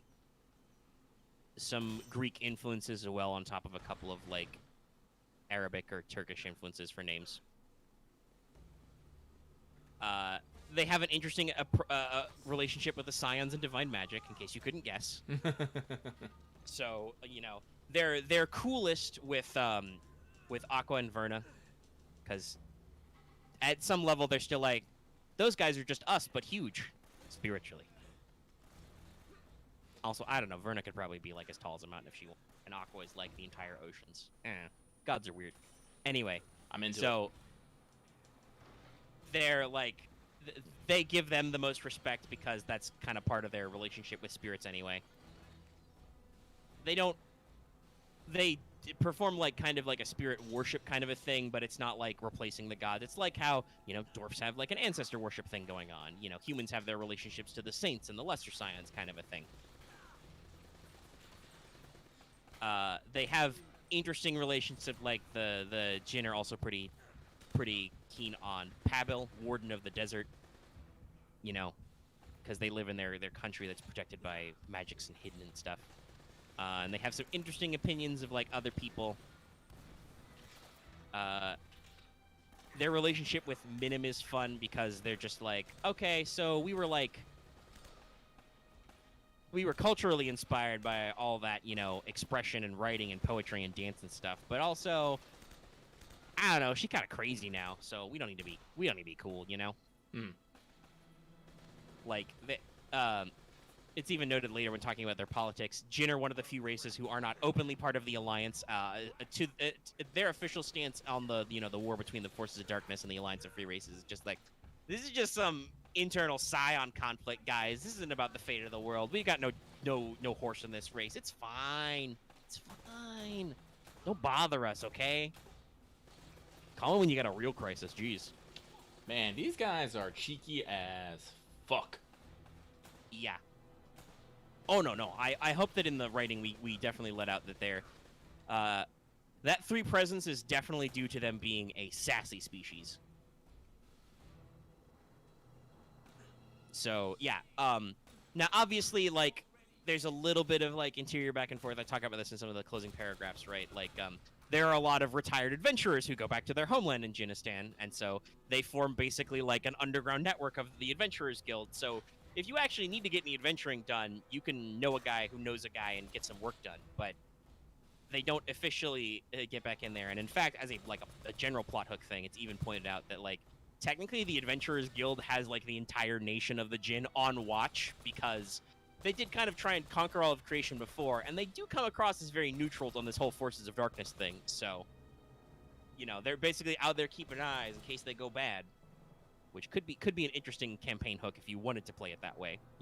Like a socio-political conflict where, like, the Forces of Darkness try to get the Jinn to pitch in with them. I do note that only a few of the Jinn are actually dumb enough to contract with the Forces of Darkness, because they're pretty independent. They just think that it's not their problem,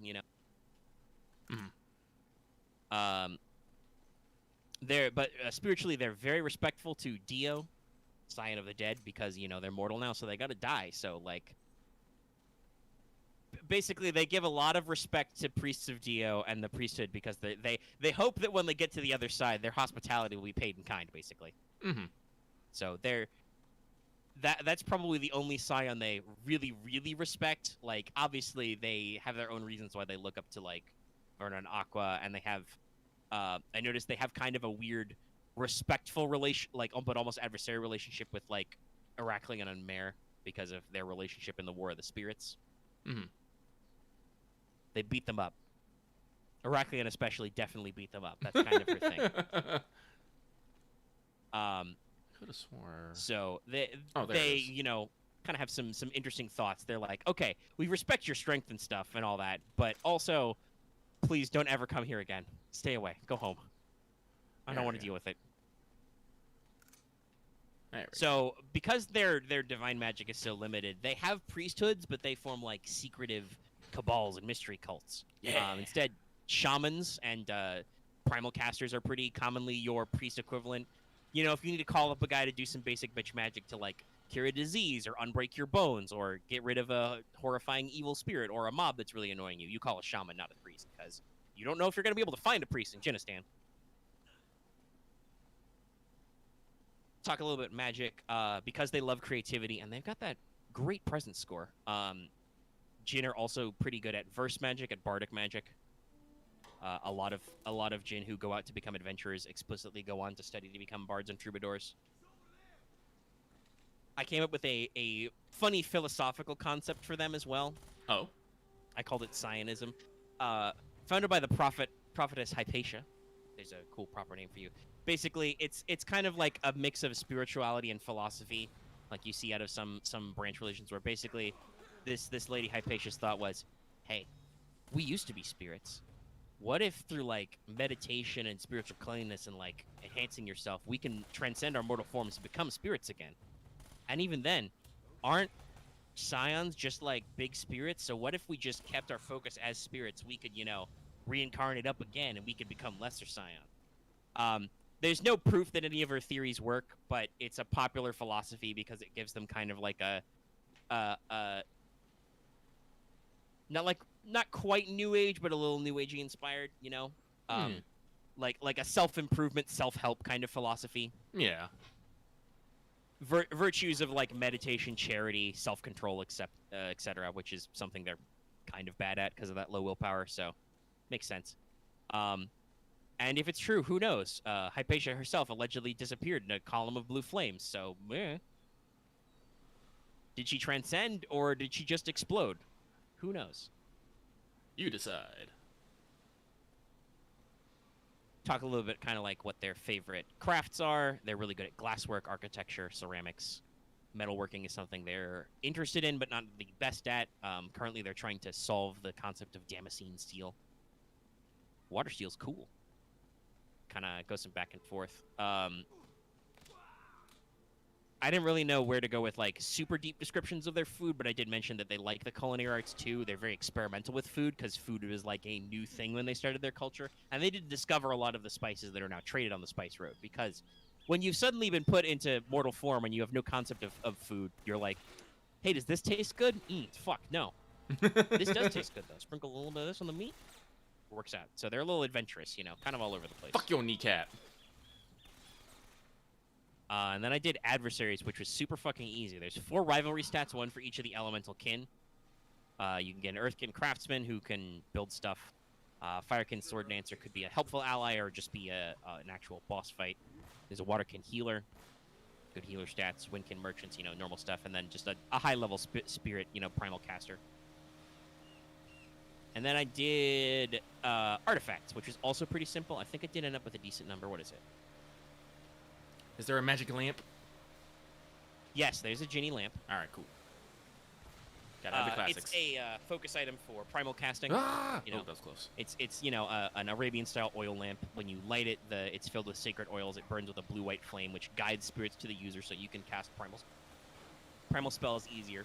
Increases your base damage a little bit, lets you add some additional effects. Pretty fun. Mm-hmm. One of which is you can add the summon ally effect without increasing the difficulty, but you could only summon spirits to you, kind of a thing. So it's fun. Lucky, I'm sorry, I've created yet another item that Porter's going to want to acquire. Oh no. The Jug of Sacred Earth. A simple earthenware jug etched with elemental symbols. Oh no. Stopper decorated with green and yellow stones. So basically, this is what some Jinn use instead of holy water. It's got a mixture of sand and clay packed with sacred herbs in it. Mm. You can use it in spiritual rituals in daily life. You anointed the sick or spiritually unwell, make barriers against malicious spirits, etc. So while you carry it, you add a boost die to medicine checks to heal others and discipline checks. And then once per session, you can also make an opposed discipline v discipline check to end curses, poisons, or disease, drive a spirit from a place, or negate the effects of a failed fear test, etc. Neat. Basically, just do cool things. Well, it doesn't seem that. Well, it doesn't seem like it's. Is it like something super rare to get? I mean, it's got a high rarity, but it's got a relatively easy gold cost. It's only like 500, but it's rarity 9. Ah, I see. So it might not be hard to come by, but it might be a little bit depending on where you got, buying things. Okay, maybe I should not use that path. We got some other fun stuff, endless decanter. Sounds about right. Every 10 minutes, it produces a day's worth of water. I did also explicitly write rules to what happens if you break it. Oh no. It explodes into a large puddle of water, creating difficult terrain within short range and dousing any fires. Good to know. Just That one I did actually like. Comparing the two, like that one is rarity 8, but it costs 5,000. But that's because I'm like, okay, I want something that player characters could reasonably afford after putting a couple missions on their belt, but they can't like stumble into cheaply Yeah. because it does kind of make survival type stuff with water irrelevant, so long as you still have it. Mm-hmm. So I wanted to make sure it's got the price up. It also sounds like the kind of thing that they don't like export super big. Also, because Jin are animals with about aesthetics and art, it's literally a silver decanter etched in turquoise and lapis. So like, even if the magic bits weren't expensive, it should be expensive because they make it out of expensive shit. Ain't no silver plate, yo. The other two, because obviously there's some elemental themes, the other two elemental stuff are actually weapons. I had some fun designing these. There's only a couple, which is good. Most of them are non-weapon stuff. There's a blazing chain.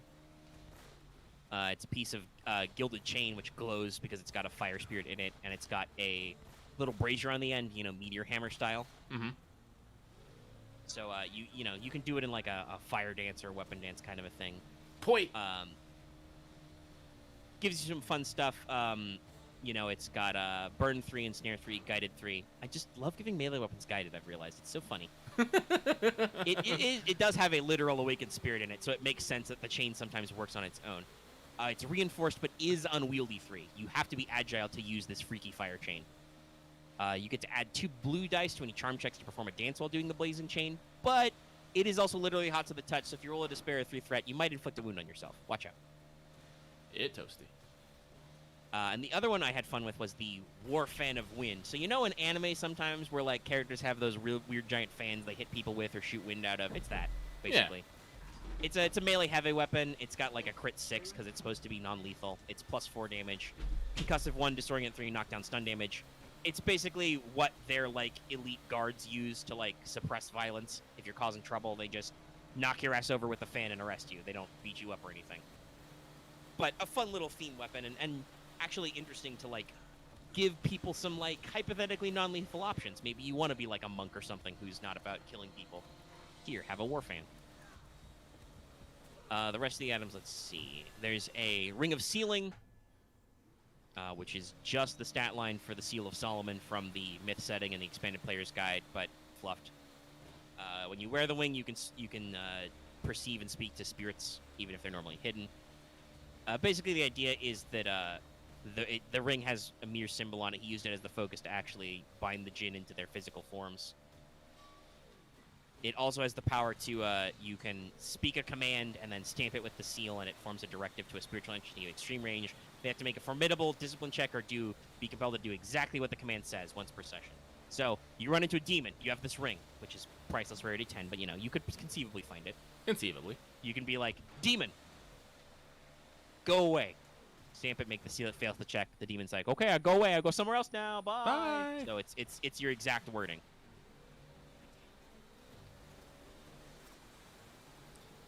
Like, no matter the command? Yeah, I mean, they make a formidable discipline check to resist. Mm-hmm. So they have a resistance roll, but then they're compelled to do exactly what the command says. Oof. So, if you do the fun thing like go to hell, they're like, well, I guess I'm going back to hell, bye. Yeah. But, it's specifically wording, so you got to be careful. Just, like I said, just telling like a rampaging demon or spirit to leave just means it goes somewhere else.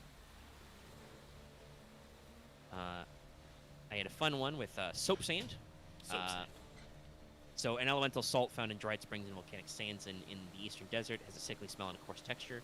You can use a pinch of it to turn water into like a cleaning solution and then rub it on like skin or clothes, kind of like a clean stone. But you can also use it to disinfect wounds and make minor repairs. So when making a medicine check to heal a critical injury or making a mechanics check to repair an item, you can expend a use of your soap sand to reduce the difficulty by 1 to a minimum of easy. The idea is like, so a clean stone is something you buy like once. It costs like 50. It's like E1. Rarity's kind of low. Because the clean stone is like a pumice stone type thing. You can use it to scrub off. You can filter water through it. Soap sand is more of like, hey, I want this item that makes me slightly better at these things. So you can use it a little bit for cleaner. You can be like, hold on, I'll make it easier to make this check. Giving some flexibility. Mm-hmm. And the last item that Jinn have is the, of course, spirit bottle. Oh, yeah. So this is a fun little trick. So basically, when a spirit is incapacitated at short range of you, you can make an out of turn incidental check to contain the spirit in a bottle. Once inside, you can release it any time with a maneuver. So this, at its basic level, it serves as a convenient way to relocate annoying spirits without like destroying them forever or whatever. But also, it is noted in the fluff, like once inside, typically you can negotiate with the spirit for terms, which if they make a binding agreement, they have to agree. So like you can like put the genie in the bottle and be like, "All right, water spirit man, I'll let you out, but you have to give me a year's worth of water." Okay. And you open up and you get flooded and drowned because you've got to be careful with these exact agreements. But, you know, it's just like a little fun fluff thing that feels appropriate. And I do note explicitly in the entry, the price for an empty one is the empty one price, which is still pretty expensive and rare, but not break the bank. If you wanted to buy one that's pre-used or find one that's pre-used, that will increase the price and rarity, the price and effect proportionally. You guys suck. Stop dodging bullets. They are really dodgy, aren't they? Yeah. Oh. Whoop. Doing some flips. That was horrible. Me. That was horrible. Why'd you do that? Selling the shots. All right. Okay. And that's everything. I have not yet started the next section, which is the next one. I got a rough outline for what it is, but I've been really busy the past couple of days and haven't done it. I'm also chipping away at finishing up the last bits of the Star Wars adventure. Hopefully I'll have time to wrap that up next week. I feel fairly confident that it's not going to be a problem because I'm, you know, putting the figuring out the last couple of pieces for the third act. You guys are still in the middle of Act 1. Some of that's because of, you know, perfectly normal reasons, and also last time we had a lot of heavy role-playing stuff. As one is wont to do. Interesting. But also means I don't know if there's a lot to talk about with that session other than just you guys did a lot of role-playing and had fun and also fought some guys. You wanted more? Listen to the AP. Yeah. All right. Well, that I think is all the main stuff I wanted to talk about, unless somebody wants to hear me ramble for 5 or 10 minutes about how much TV I haven't watched but need to.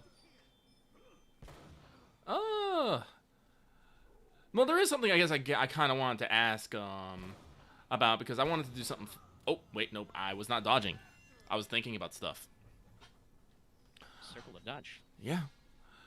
So I know, like we're going with like, you know, isekai themes and, you know, some video game things. So oh, I wasted a shot. I wasted 2 shots. I'm horrible at this game. Oh, I'm gonna feel a little weird asking this, but I'm gonna ask it, cause you know, like how we were talking about in a lot of games, like especially when you go on to the next one, you characters reset to basic to level 1.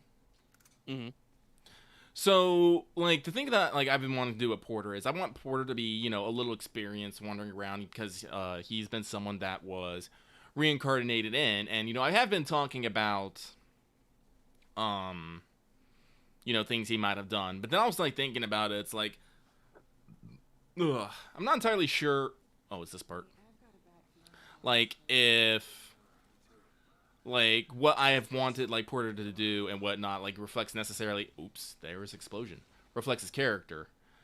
And so because like unfortunately, like here's the thing, I think a lot about Porter. I think about a lot of the weird stories and stuff that he's gone into and things that he's done and whatnot. And I'm like, I want these all to be real. Because I definitely want opportunities like in when we start playing a Gensekai to, like, you know, we have a moment, you know, Porter can just, you know, tell a story from when he was traveling the world and all that stuff. Oops. I died. So I was trying to think of ways, like, okay, what is a good way to have a character depowered in Gensekai? And unfortunately, the first thought that came to thought was a succubus level drained him. I was like, that sounds amazing, but at the same time, I don't know if that's a thing that succubus do in Gensekai. Yeah, I don't actually know that yet. I don't know how that would work. It would probably more likely be the mechanical thing because I would not be an asshole to my players, and it would not eat your levels, but you know, drain wounds or something. Yeah, drain wounds or something. But Like, Now you're asking a very interesting question because while I've talked about how game mechanics are like real and known in this universe, Yeah. you're asking like deep underlying questions of like how deep can we interact? Like Yeah. EXP and stuff is known, but can you interact with them? And the problem is the question I should say is no, sorry, I'm getting ahead of myself. The answer to that question is probably yes. How exactly? Oh gosh, I don't know for sure. I don't even know if I'd ever know. That might be open ended. okay. But if you wanted that to be a thing, we could probably figure that out. Okay. I think there are other narrative ways to talk about it, like if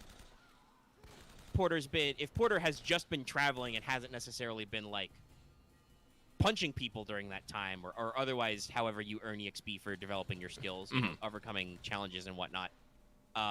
He might not be necessarily any more advanced than any of the other characters. The current edition of L5R also has a really interesting, fun, what do they call it? Advantage you can take, called Seasoned, where basically the idea is that you're older than all the other characters and experienced, and then as you level up, that's just you remembering your old abilities, you know? Oh, interesting. Yeah.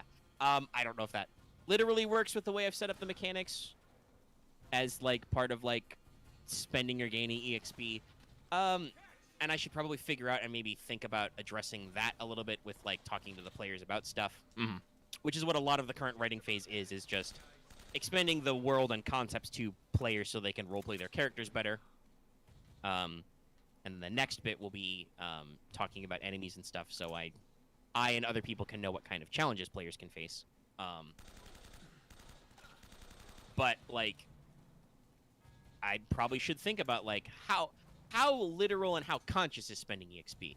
You know, picking your job specialization is known. That's like a conscious choice people make when they kind of get out of their puberty region area in time.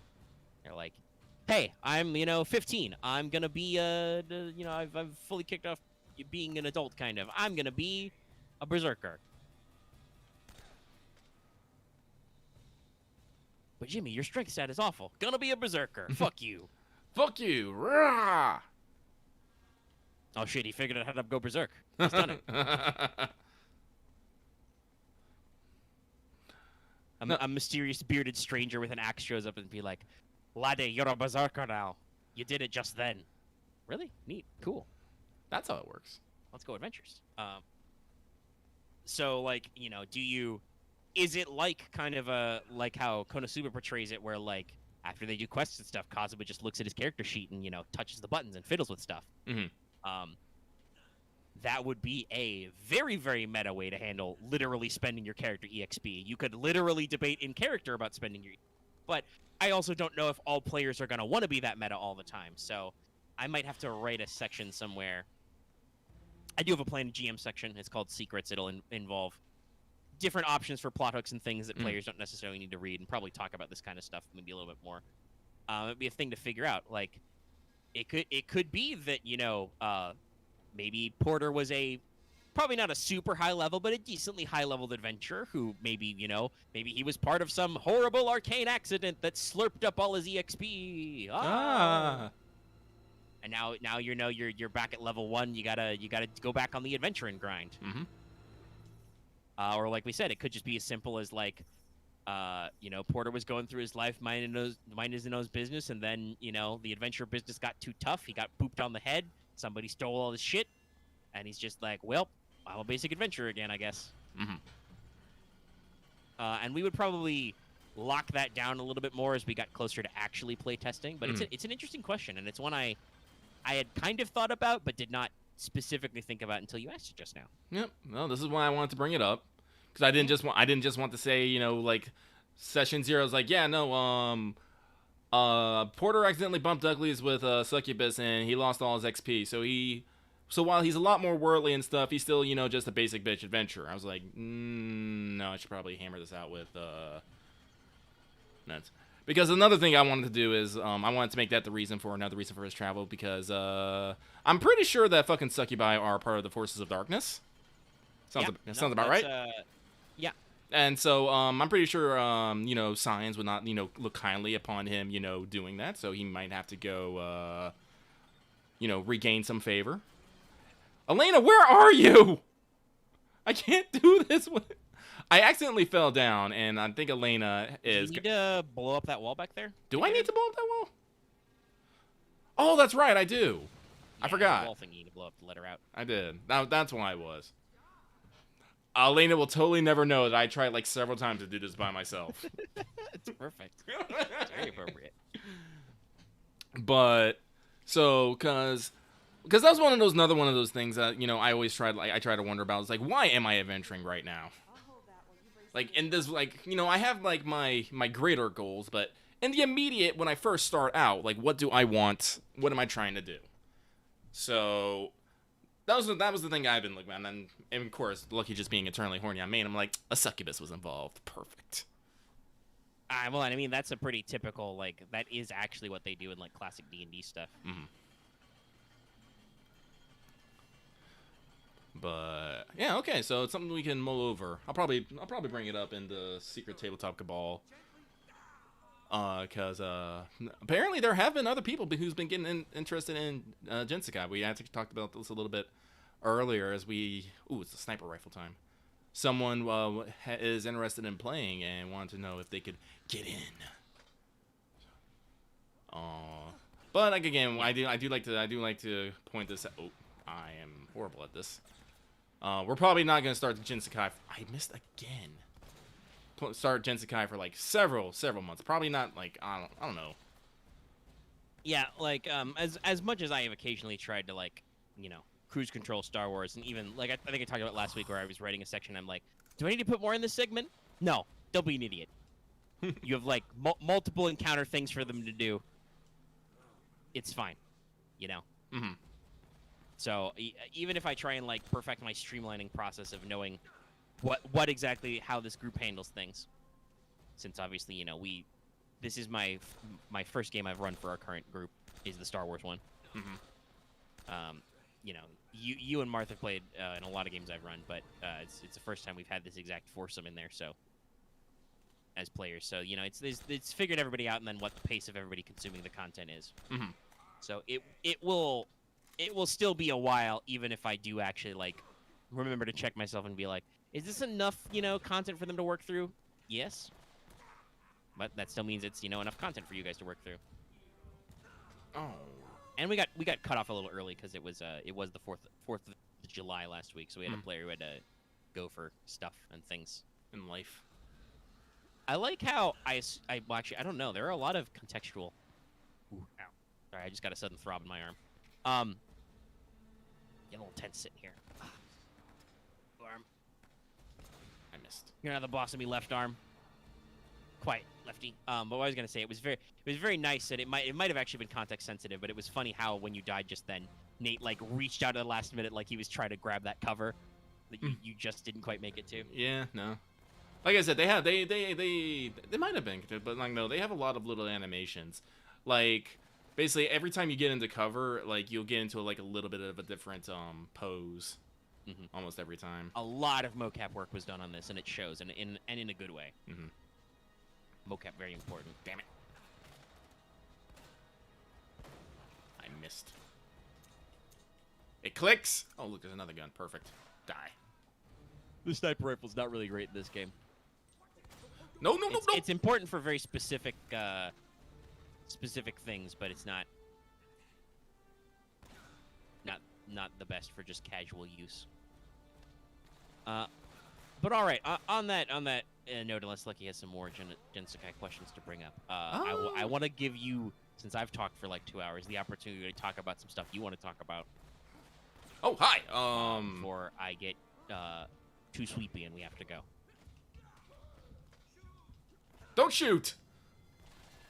Sorry, I heard somebody else shoot. Oh, so let's go through some things real quick. So with gacha games, unfortunately, not much is happening. The Priority 4 for Azure Lane did come out. So I'm excited about that. There was, like I said, there's 2 Ironblood ships in there, so that's more time that I have to fucking waste on that. I did hear that Grey Raven, which is this kind of action, gacha game, is getting a global release, but I don't exactly know when. Still haven't heard anything about Nier Reincarnation either yet. There might be some Yeah, I news. keep seeing trailers. Like, I'll occasionally see a YouTube ad for it in front of something. Mm-hmm.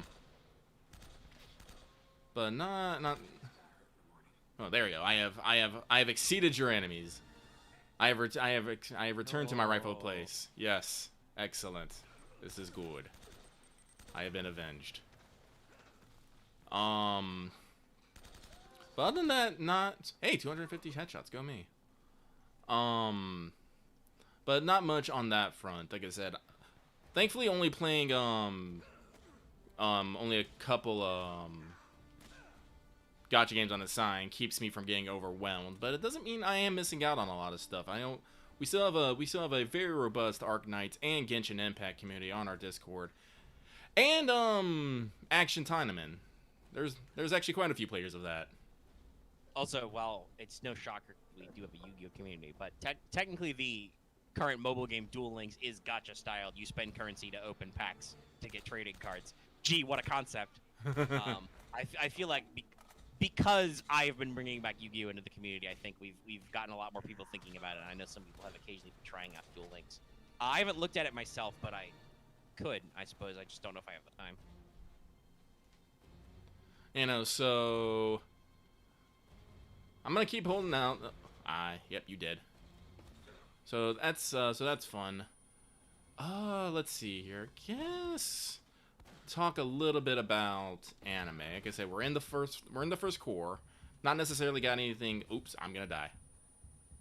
Yep. I mean, we can mention at least that yes, the first episode of Dragon Maid did come out and people did explode. I'm gonna caveat this. People did explode, but they exploded in a variety of reasons and ways. Because I will say this, because Dragon Maid was trending at some point. A majority of the people exploding were just like, oh no, this shit is amazing. It's great. I love it.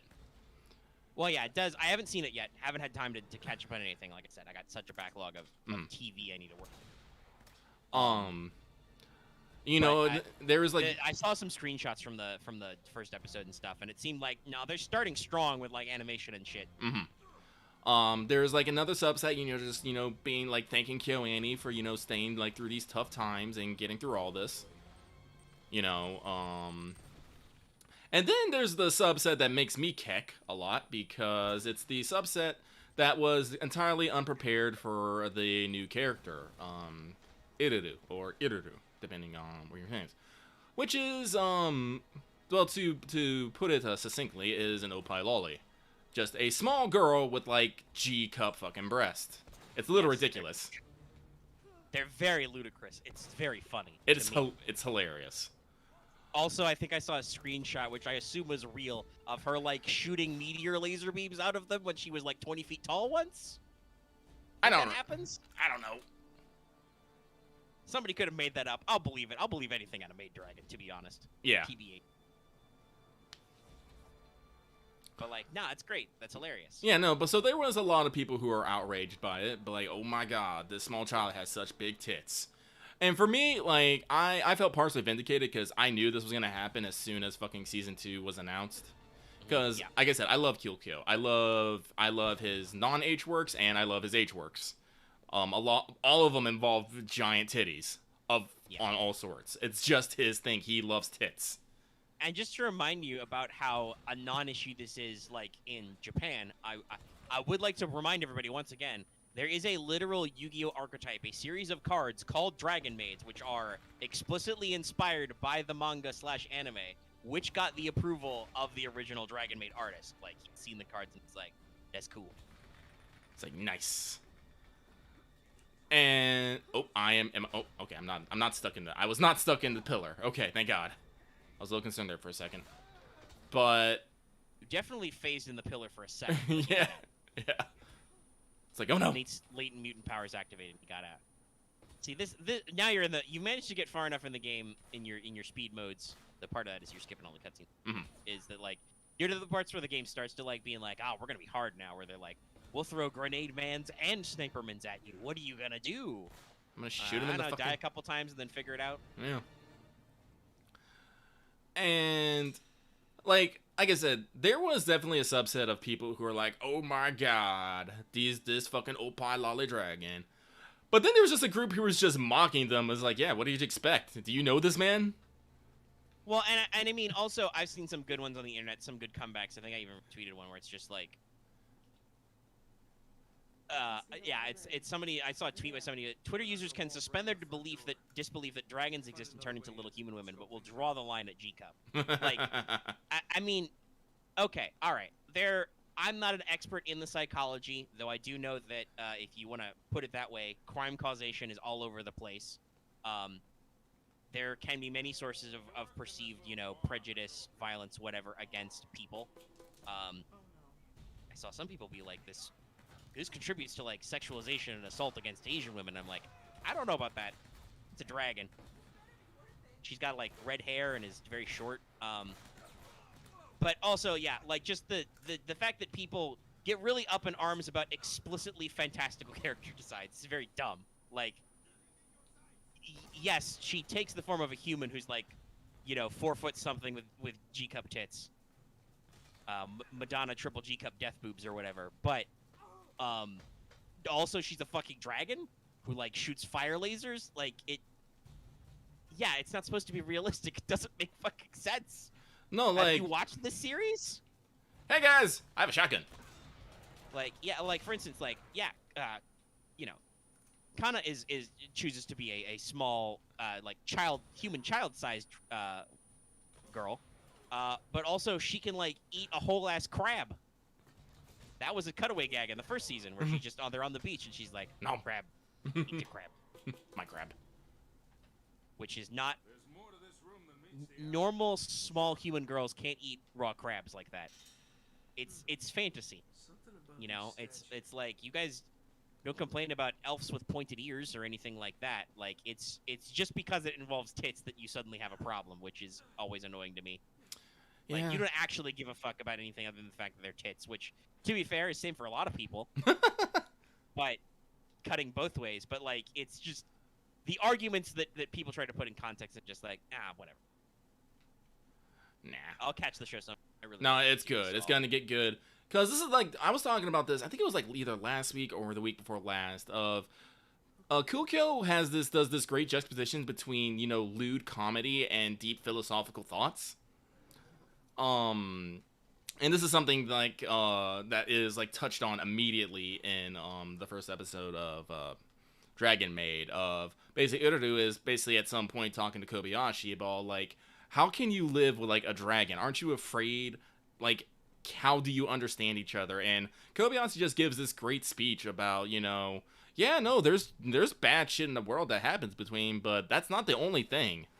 It's not the only thing that happens. I'm just like, yes, this is what, like, this is some of the shit I come for. I come for big titty lollies and deep thoughts.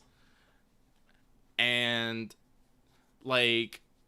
I just find it so weird that people will just focus on one particular thing and not look at it all as a whole. I'm just like, why? Why are you? Well, I mean, I think some of it is just.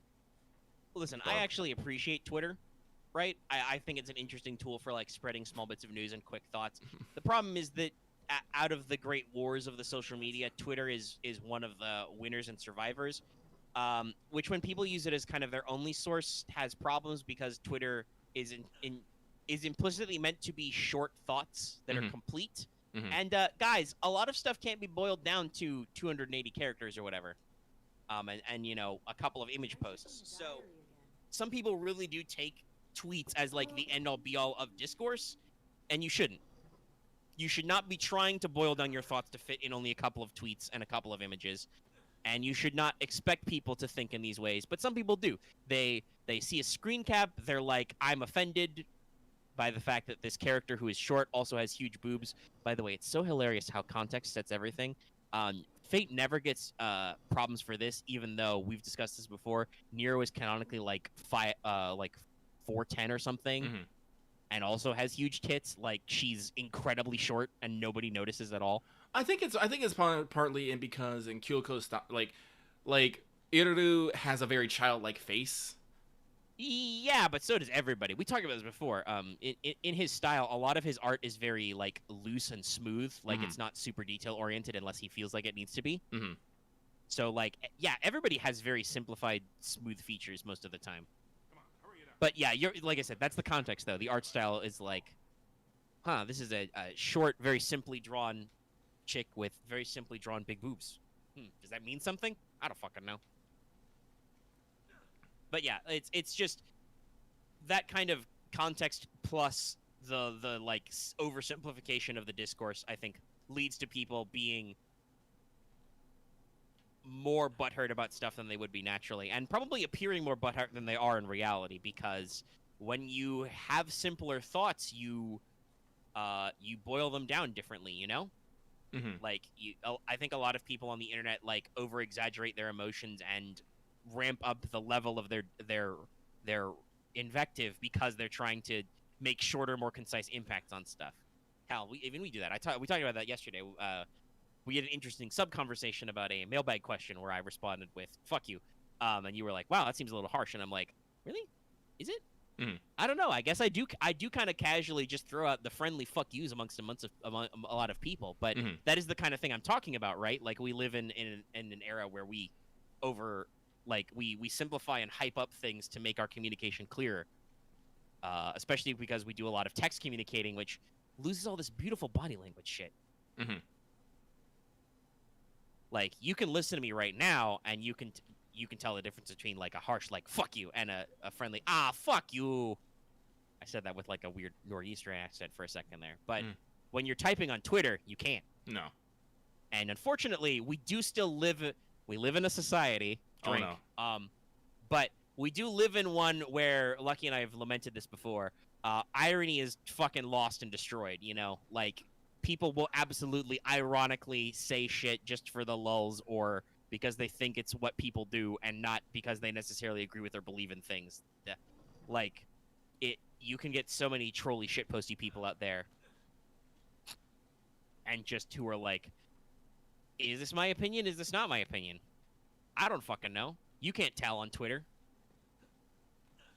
But yeah, I want to say I think another potential positive outcome to this is that everybody forgot about it in a day. Oh, yeah. We've got other shit to deal with. There's fire tornadoes, fish are dying, the Gulf of Mexico is on fire. Oh, there it goes. People in New York still don't know how to deal with hurricanes, apparently. I think there was some video of some like subway stations turning basically into tiny waterfalls. That's great. That's really great.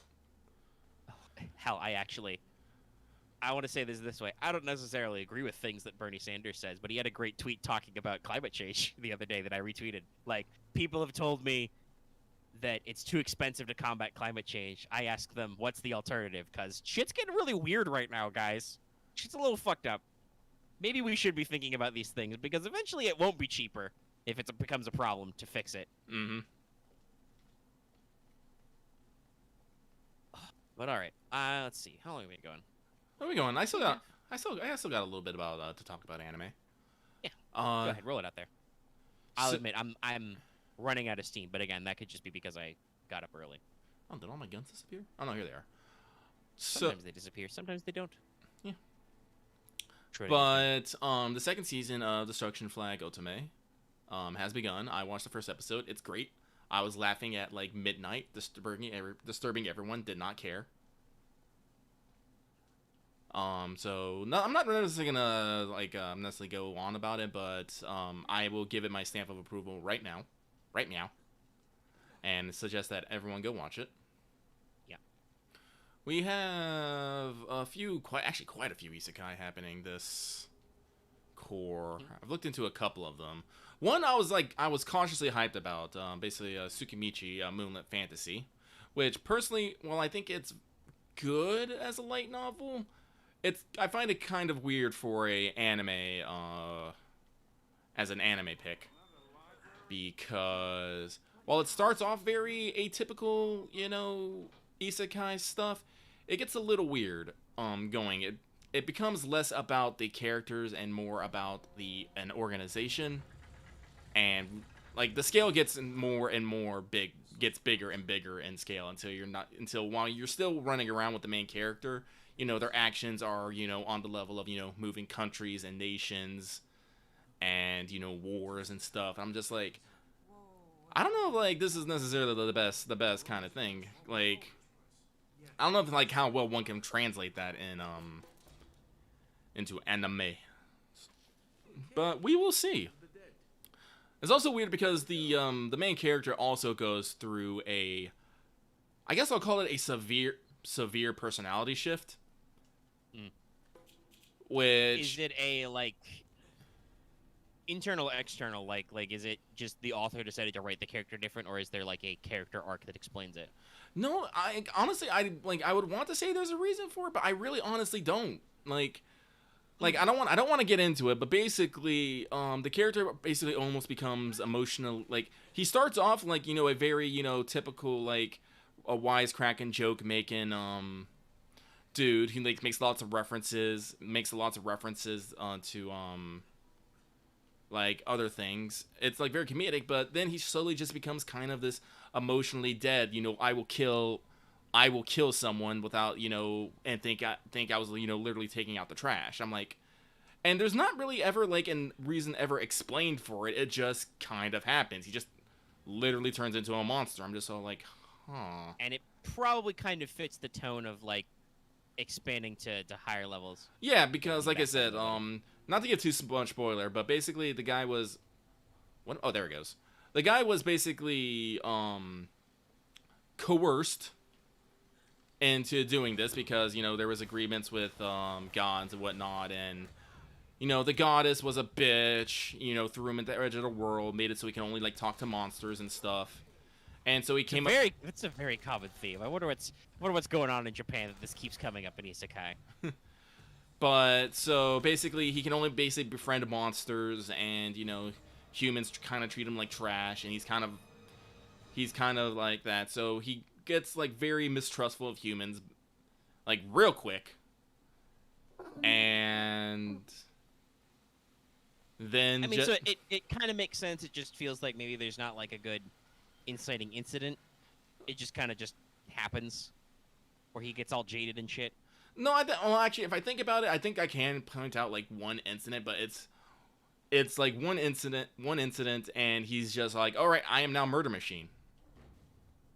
And not like a very fast turnaround. It was a very fast turnaround. And that's just like the thing, and that's just the thing. It's like the character at the beginning and the character where I am now in the light novel, which is like I'm like 400 chapters in, I think I want to say.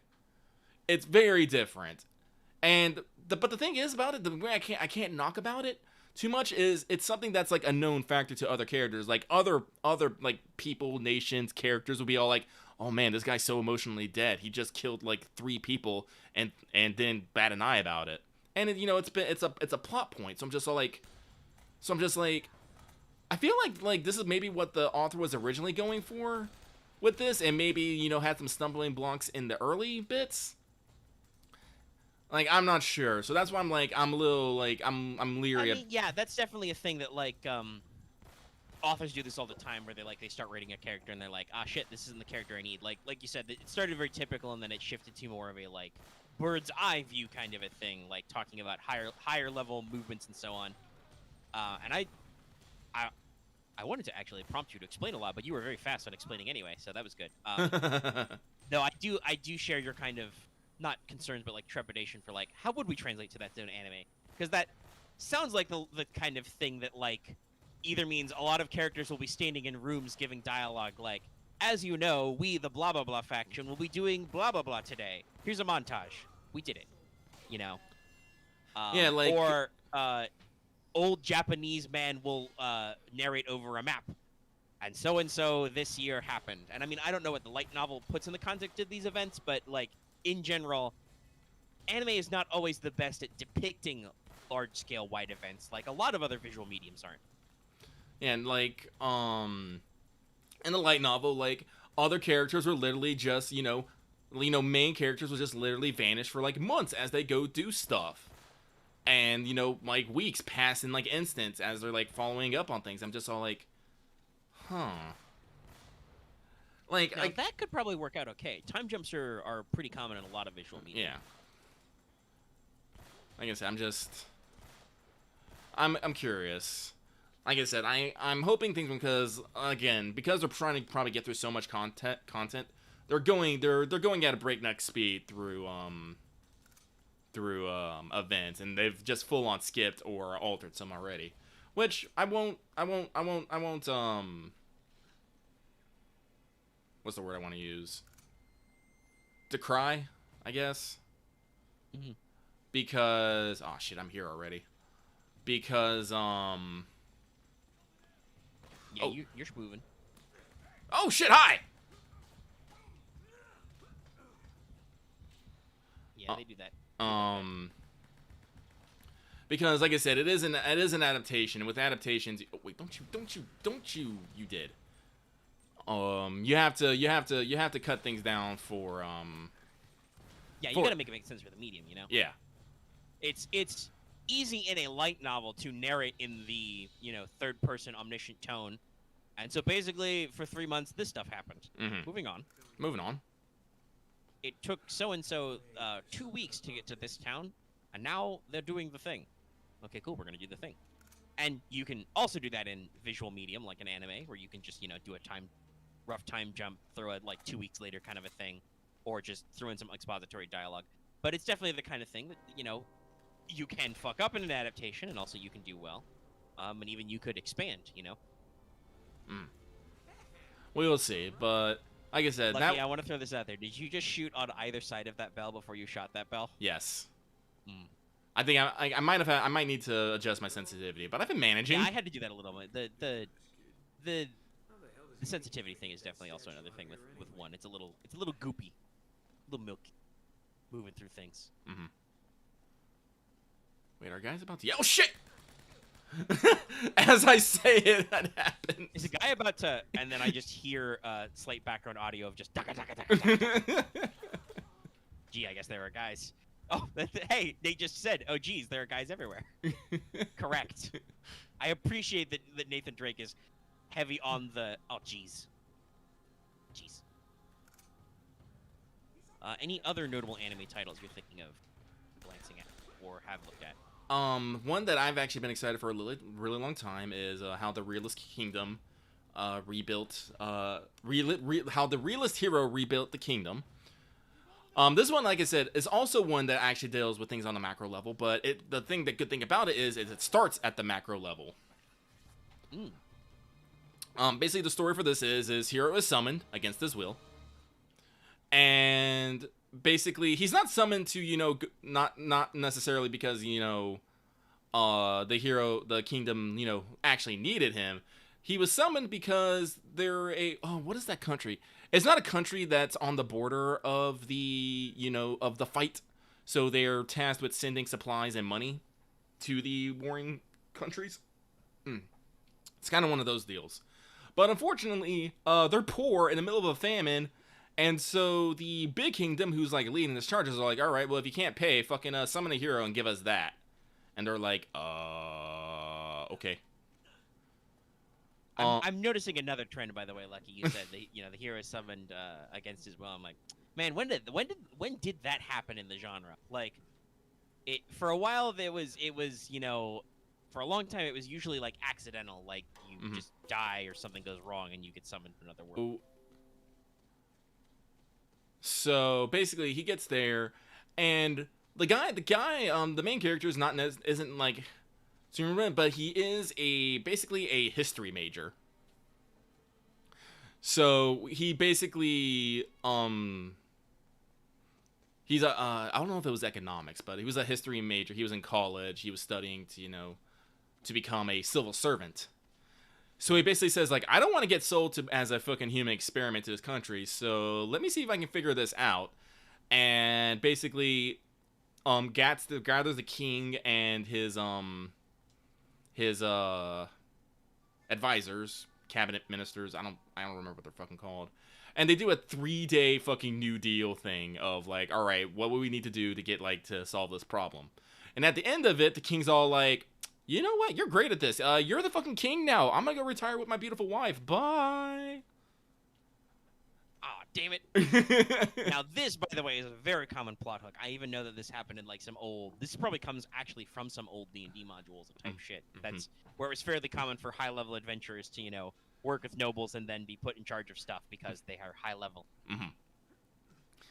And this is the premise of the story: is that the kingdom is in dire straits because of stupid things.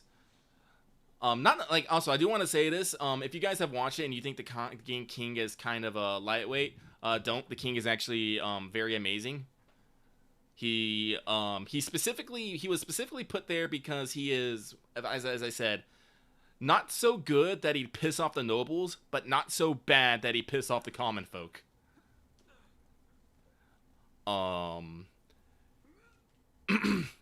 Sorry. Like I said, because how the realist kingdom rebuilt the realist. I keep saying realist kingdom. How the realist hero rebuilt the kingdom is one of the light novels that I'm always watching out for. Let's see, what am I up to on the books? Yeah, I have up to volume 11 of the books. I love this series, but oh man, that's right. I gotta walk forward and try not to die.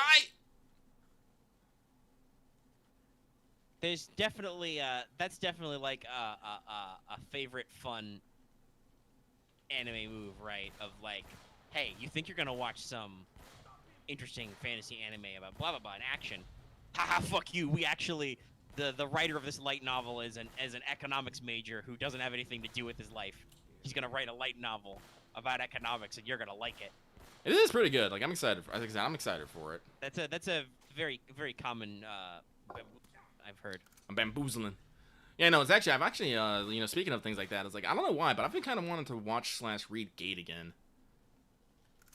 It's just, and thus, you know, Gate, and thus the JSDF fought.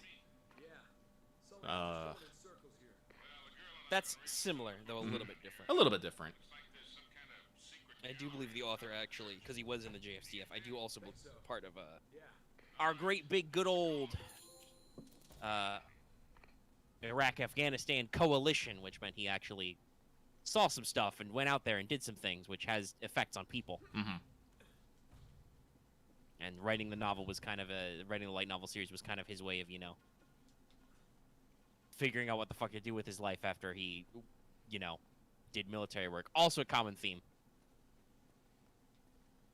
We're almost at 3 hours. We're almost at 3 hours.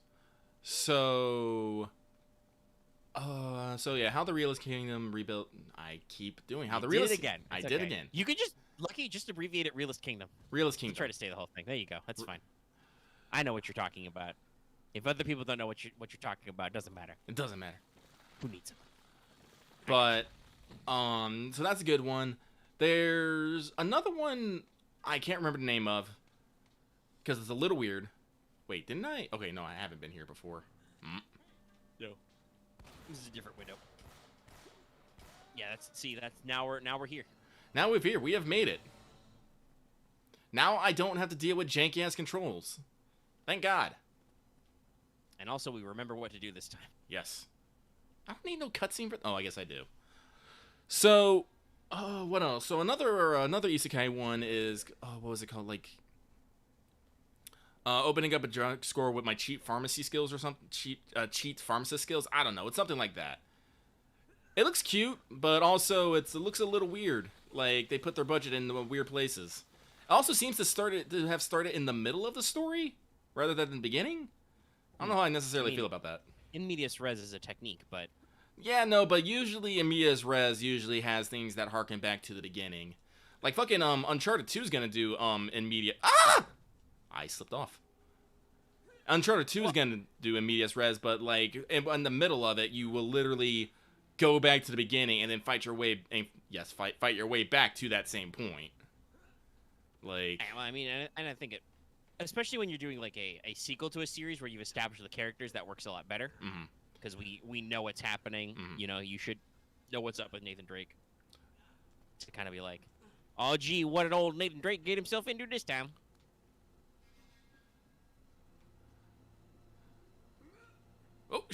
Oh god, fuck! Stop doing this to me. Also, guys, I don't want to make it sound like he's just listing off anime series and I'm like tuning him out. I'm bored because I'm not, but I am actually getting tired because we've been doing this for 3 hours. What was the name of this series again? I completely spaced out and missed it. Oh no, that's fine. Like I said, like I didn't have a good grasp on the name in the first place. This is why it probably didn't stick that well. It's basically like opening a drugstore with my cheat of pharmacist powers, or something like that. Okay.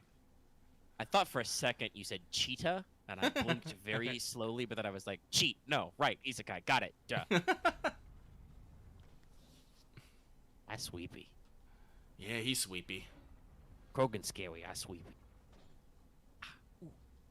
Oh, and I just leaned on my left arm. That was a little. That was a little no, yeah. But yeah, there's that. Like I said, I haven't really watched the Scarlet. Lucky, you've beaten our amazing record of doing it in one try. Patron chat has submitted that you could also put it on YouTube for other people to, there's people watching. Oh, there it is. Drugstore in Another World: The Slow Life of a Cheap Pharmacist. There we go. Also, super mouthful, really awkward to fucking say. Like I said, there's a reason why it took me a minute to I'm trying to stumble over the damn name. What would you even cheat pharmacist? I guess would probably be the best short way, or just drugstore isekai. Yeah. That's but yes, no. Spice and Wolf, the superior economic fantasy story. No isekai, but yes.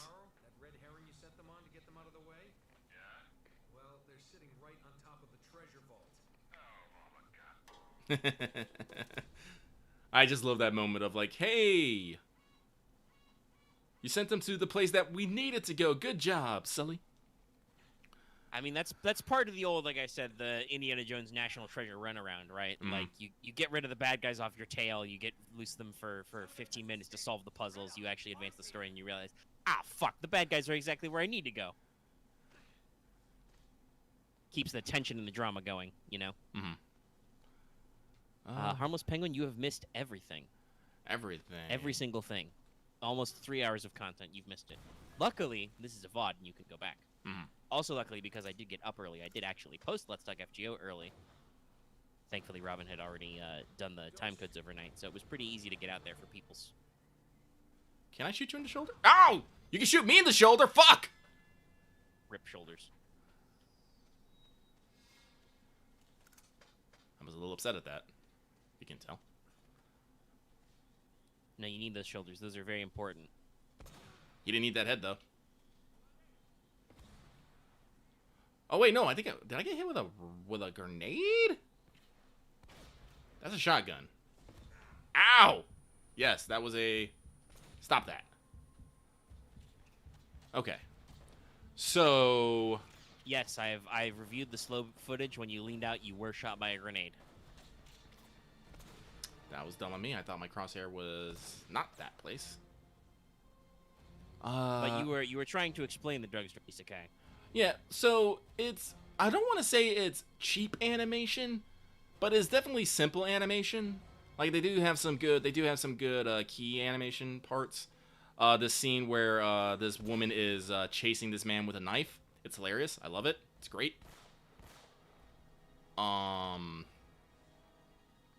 But it's very simple. And like I said, it starts in medias res, so it just starts off like, boom, this dude has a fucking pharmacy. It has great shit. Everyone wants a part of it. He has a fucking small werewolf child who goes a lot. I'm like, that's adorable. It's like, I'm kind of into it, but I have no context for anything. Awu. Yeah, I wonder. If anybody is more familiar with this series, let us know in the chat or the comments or whatever. I assume this is based on a light novel, because But if it is, do the novel series start in media res, or is this like an anime thing of like, fuck, let's cut out all that dumb intro stuff and like get the viewers hooked right away? Because that, like we said, talking about adaptation, that is a thing that people will actually do sometimes. They will start in media res, or they will start with more important or interesting arcs, or even original content to draw in the audience, and then go back and cover the setup stuff.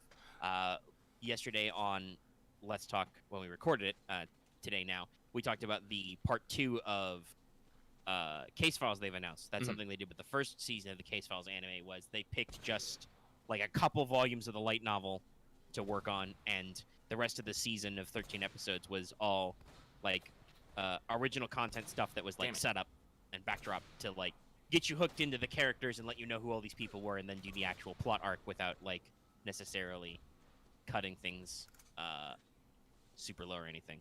Yeah, and no, Penguin. That one was that the one you're thinking about is I wasn't considered a true companion to the hero's party, so I decided to live a slow life on the frontier. But he does, yes, also start a fucking drugstore. What is this? I don't watch the sheer volume of the isekai and stuff that Lucky does. I don't probably have the time or the brain space. I do lots of other stuff. Omega implying But, I don't do lots of stuff. I said I do lots of other stuff. You do many things, but some of it is watching anime. Am I getting blocked by this fucking tree? No, it wasn't. Okay. This guy's... Wait, no, yeah, okay, I did get him. I wasn't sure. It's a little hard to tell sometimes, and that's we talked about this earlier as well when I was giving my high level thoughts. These guys are very resilient to bullets. Sometimes it's a little hard to know whether or not you've won. But he stopped pointing his laser pointer at you, so you're probably okay. Probably. But where's that laser pointer? Give it. But Ah! this is the thing I want to bring up. What I'm always like immediately thinking of like the deeper social commentary of like why these stories, you know? It was the three Flip brothers. Sorry. Yep, I was like, all right, Lucky laugh, something funny's gonna happen on the preview in a second. There it was. They all three did a flip. But like, that's a classic one. Oh baby, a triple. But like, what's the deeper meaning here about why do authors feel compelled to write stories about, instead of, you know, adventuring and getting out there and like slaying monsters, getting better loot? Yo, what about pharmacy? Well, like, honestly, like, me personally, I actually... Ooh, there's treasure here. Like, I don't know what it is. Maybe it's because I'm getting old, but I've started to, like, really enjoy the slow life category of things. Because I think that's, like, might be partly of what it is. It's, maybe you don't need just high action. Maybe you just want to hang out with cute girls and have a chill time. Like... Yeah, no. And I mean, there's definitely a genre for that. There's a lot of interesting, like, farming and living simulators. Lucky's a big fan of Stardew. Still haven't booted up my copy. I know I don't have the time for it, but I own it now. I'll get there. Actually reminds me of a game that apparently has recently come out because I've seen a couple of YouTubers play it, including Markiplier. Power Wash Simulator, a simulator game where, get this, Lucky, you get a pressure washer and you power wash things. They can just put everything on that. They just put anything simulator now. Yes. But also it's very literal, but also by appearances as well. It's super like it's one of those like inherently satisfying things to watch or to yourself play a game where your only observation is to be like, this thing is grimy. Let me methodically destroy this grime. Like, yeah, you think it's dumb, but also it definitely scratches some kind of itch of like just like for instance, Markiplier. He's a YouTuber who's known for running his mouth constantly. He has very over the top reactions, and I even criticize sometimes he gets like way too excitable at games. Like, oh my god, what's this? What's going on? What do I do? Like, instead of just taking a breath and like just playing the game. But like, there are periods where in the Power Wash Simulator videos, he's put out 2 so far, he just like goes zen and goes quiet, and it becomes like a slightly sped up montage with like really chill music playing. And I'm just like, yeah, that's how zen this is. It makes Markiplier like chill out and zen for a second. Having done a little power washing myself occasionally, it's, you know, yeah, it's accurate and to the point. You get nozzles, seems cool. But like that's that same kind of thing, right? Where like no hassles, there's no like time limit. You can literally like leave the jobs and come back. All you do is power wash. And you are trying to like, there's a progression system, so you're unlocking new jobs and like trying to make money. I'm going in one direction, but for some, there it goes. There it goes. Yeah, like you kept going back and forth, and I'm just like, I've literally been hypnotized by this thing just going back and forth over and over again. Zone out in the middle. But like, yes, you do want to make money so you can buy better parts so you can do your jobs better, but the only gameplay is just wash good. So yeah, no, I totally understand what you're saying, and it could be that's just like people are starting to settle down. But it's interesting that this is a very consistent theme of just like, yeah, no, what if we have this genre where we like put people in fantasy worlds and stuff, and then just Yeah, like I'm still waiting for an anime adaptation for what is it called? It's the Japanese name is Isekai Nonbiri Noka, but it basically I think it just translates to living a slow farming life in another world where this dude just literally he dies. He ends up in another world, and he asks God, "Yeah, I just want a super healthy body. I want to try farming, and I don't want to be near people." And they're like, "Cool. We're just gonna give you this tool that turns into fucking all farm tools. We'll make you super fucking strong, and we're gonna drop you in the middle of the most dangerous forest in the world, where you actually have an easy time." He then, starts farming, collects a lot of girls. I mean, fuck ton of girls. Jesus. It's actually hilarious. He is currently in the story. He is desperately trying to get more men to come to the village because all the women want a piece of him, and he can't handle them all. correct. It's pretty fucking hilarious. You cannot get blood from a stone, as it were. Yeah. Oh yeah, it's this part. I need the map. Here. But Follow the numerals. yes. But let me just pull out the fucking map. You guys ain't gonna let me pull out the map? I need it. Oh yeah, right. We talked about this. You can't just hit the touchpad anytime. It has to be at a prompt. Was it here? I gotta find that. If I could just once I think remember it's at the start of this. there it start of is. the segment. I just need to remember what the numerals were. 257. Okay. This has got to mean something. So there's that. And actually, you guys mentioned did the Kicked Out of the Heroes Party come out? I didn't know. I thought it was coming later. If it is, I gotta go watch that too because that's another one that I really did enjoy. Well, I don't know. I think the commentary talked about it was talking about like just that's a light novel series they like, but I know it's I believe that's the thing you've talked about before is getting an adaptation. So yeah. Mm. So. Yeah, I think they just like that series. Oh, Just later. this little series. Okay.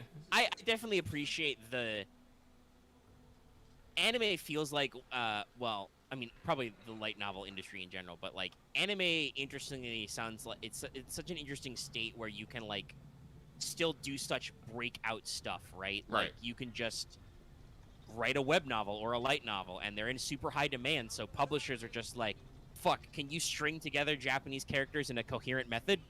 We'll publish you. Fuck, we don't give a shit." And people eat this stuff up because, as we've talked about before, light novels are literally light and easy reading. Mhm. They're incredibly consumable. Yes. It's a very modern media form. And so, but you can just, write a decent light novel series, publish some volumes, and you don't even have to fucking finish before somebody's like, "Yo, dog, we can turn this into an anime."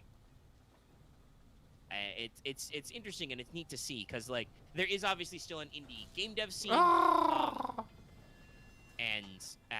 And there are a lot of interesting concepts that get picked up. Yeah, those the swinging fire bracers are a little annoying. Mhm. Hitboxing, not great. Nope. I think if I remember from my time doing this, you're almost better not even bothering to fucking dodge roll, just run by them when they swing. Mhm. I will do that.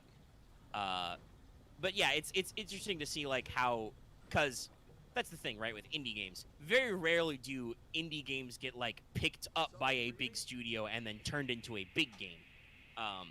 Portal, I think, is one of the like few cases I remember in recent memory where that happened, where that was like a tech demo that Valve bought and was like, "Yo, we'll make this a real game," kind of a thing.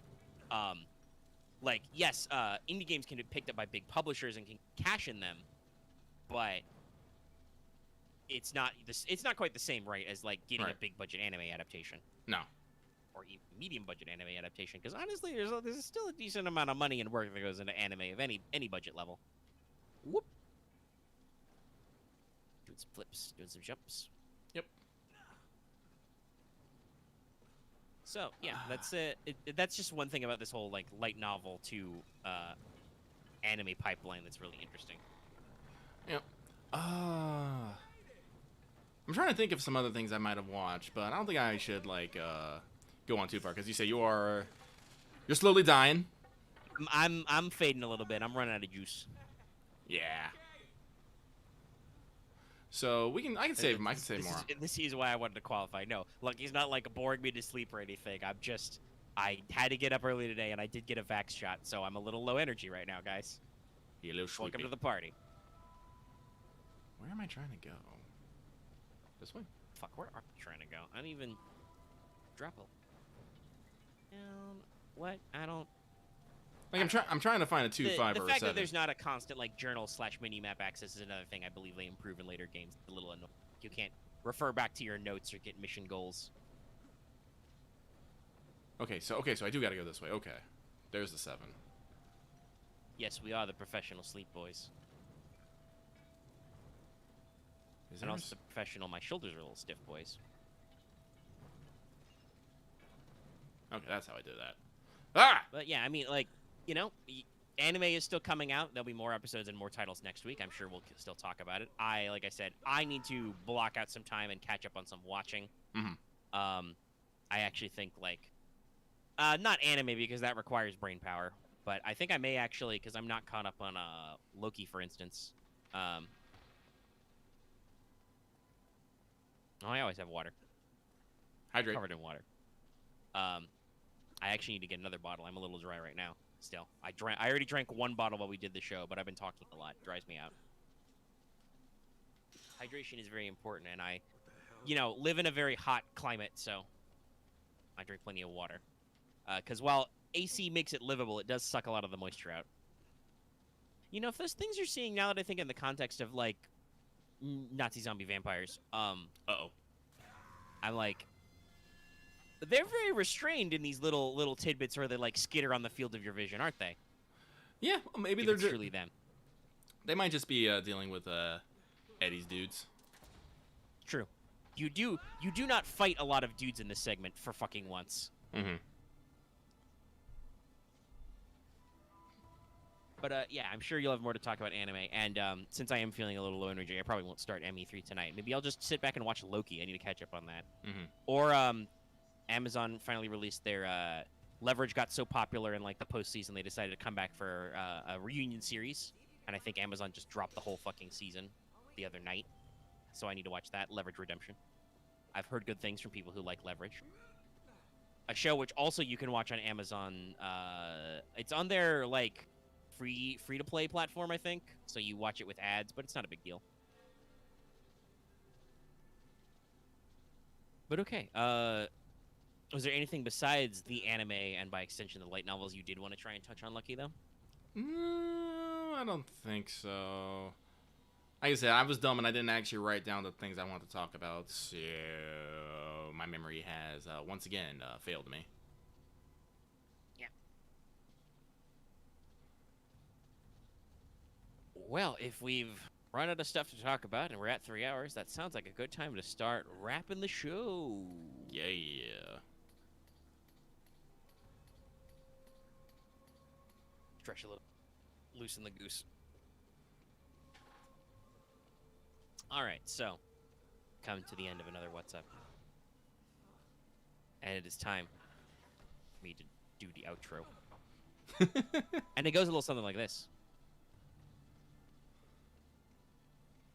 If you like this video, be sure to give it a like. We've kind of meandered up and down now, so we're down to only 10 concurrent viewers, but we've got 7 likes, so 3 of you need to pick up the slack. But what if likes? But what if the 3? What if those? Oh, never mind. I was about to say something cheeky, and I was like, wait, nope, that's not how math works. Math. Speaking of math, if you're new here, hit that subscribe button so you can always know when we post a new video and stuff, and increase that number for us. Give us more math. Oof. Hey, you gotta fight dudes. I got blown up. Yeah, that happens. At the end of the game, Eddie's guys found all the rocket launchers and shit. Not at the start, but later. Anyway, sub to us. You can see when we post new videos and stuff. You can leave comments once the VOD is done. You can also join our Discord. That link is as always in the video description and our channel page. Even if you're already subscribed, consider hitting that bell for notifications so you always know when we post a new video or when we stream, because we do that. And of course, you can join our channel membership, post emotes like those people are doing right now, get membership badges and stuff. Dude, what are you It's doing? fun. Stop that. Fun time. Damn it. Smith the Man, weapon. That grenade guy really did just say, fuck that cover. And also consider supporting us on Patreon and stuff. And stuff. It's good. Helps us out. I'm sleepy. He's sleepy. I'm sleepy and I'm a little stiff. I need to stop sitting in this chair. And you have died again. Yeah. Okay, dude. I actually got good at it. Okay, buddy. Stop that. No. That's how it goes sometimes when you're Nathan Drake. You just gotta be like, all right, you, stop it. Actually got pretty good at the brutal combo, finally. Took me a second, but I got it. Yeah. But that's the show. So I think that's gonna be everything. We'll see you guys next week. Don't forget to watch Let's Look After You if you haven't already. Keep an eye out for more streams. Ideally, we should be back on Monday for Uncharted 2. Yeah, Among Thieves. We'll see how we do to go. And yeah, we'll just talk to you guys later. Yep. Bye. Bye. I have no ammo and I must scream. I guess I'm just gonna run and punch you, dude. Boom. Shit. Oh, all right, but This is officially the bonus footage.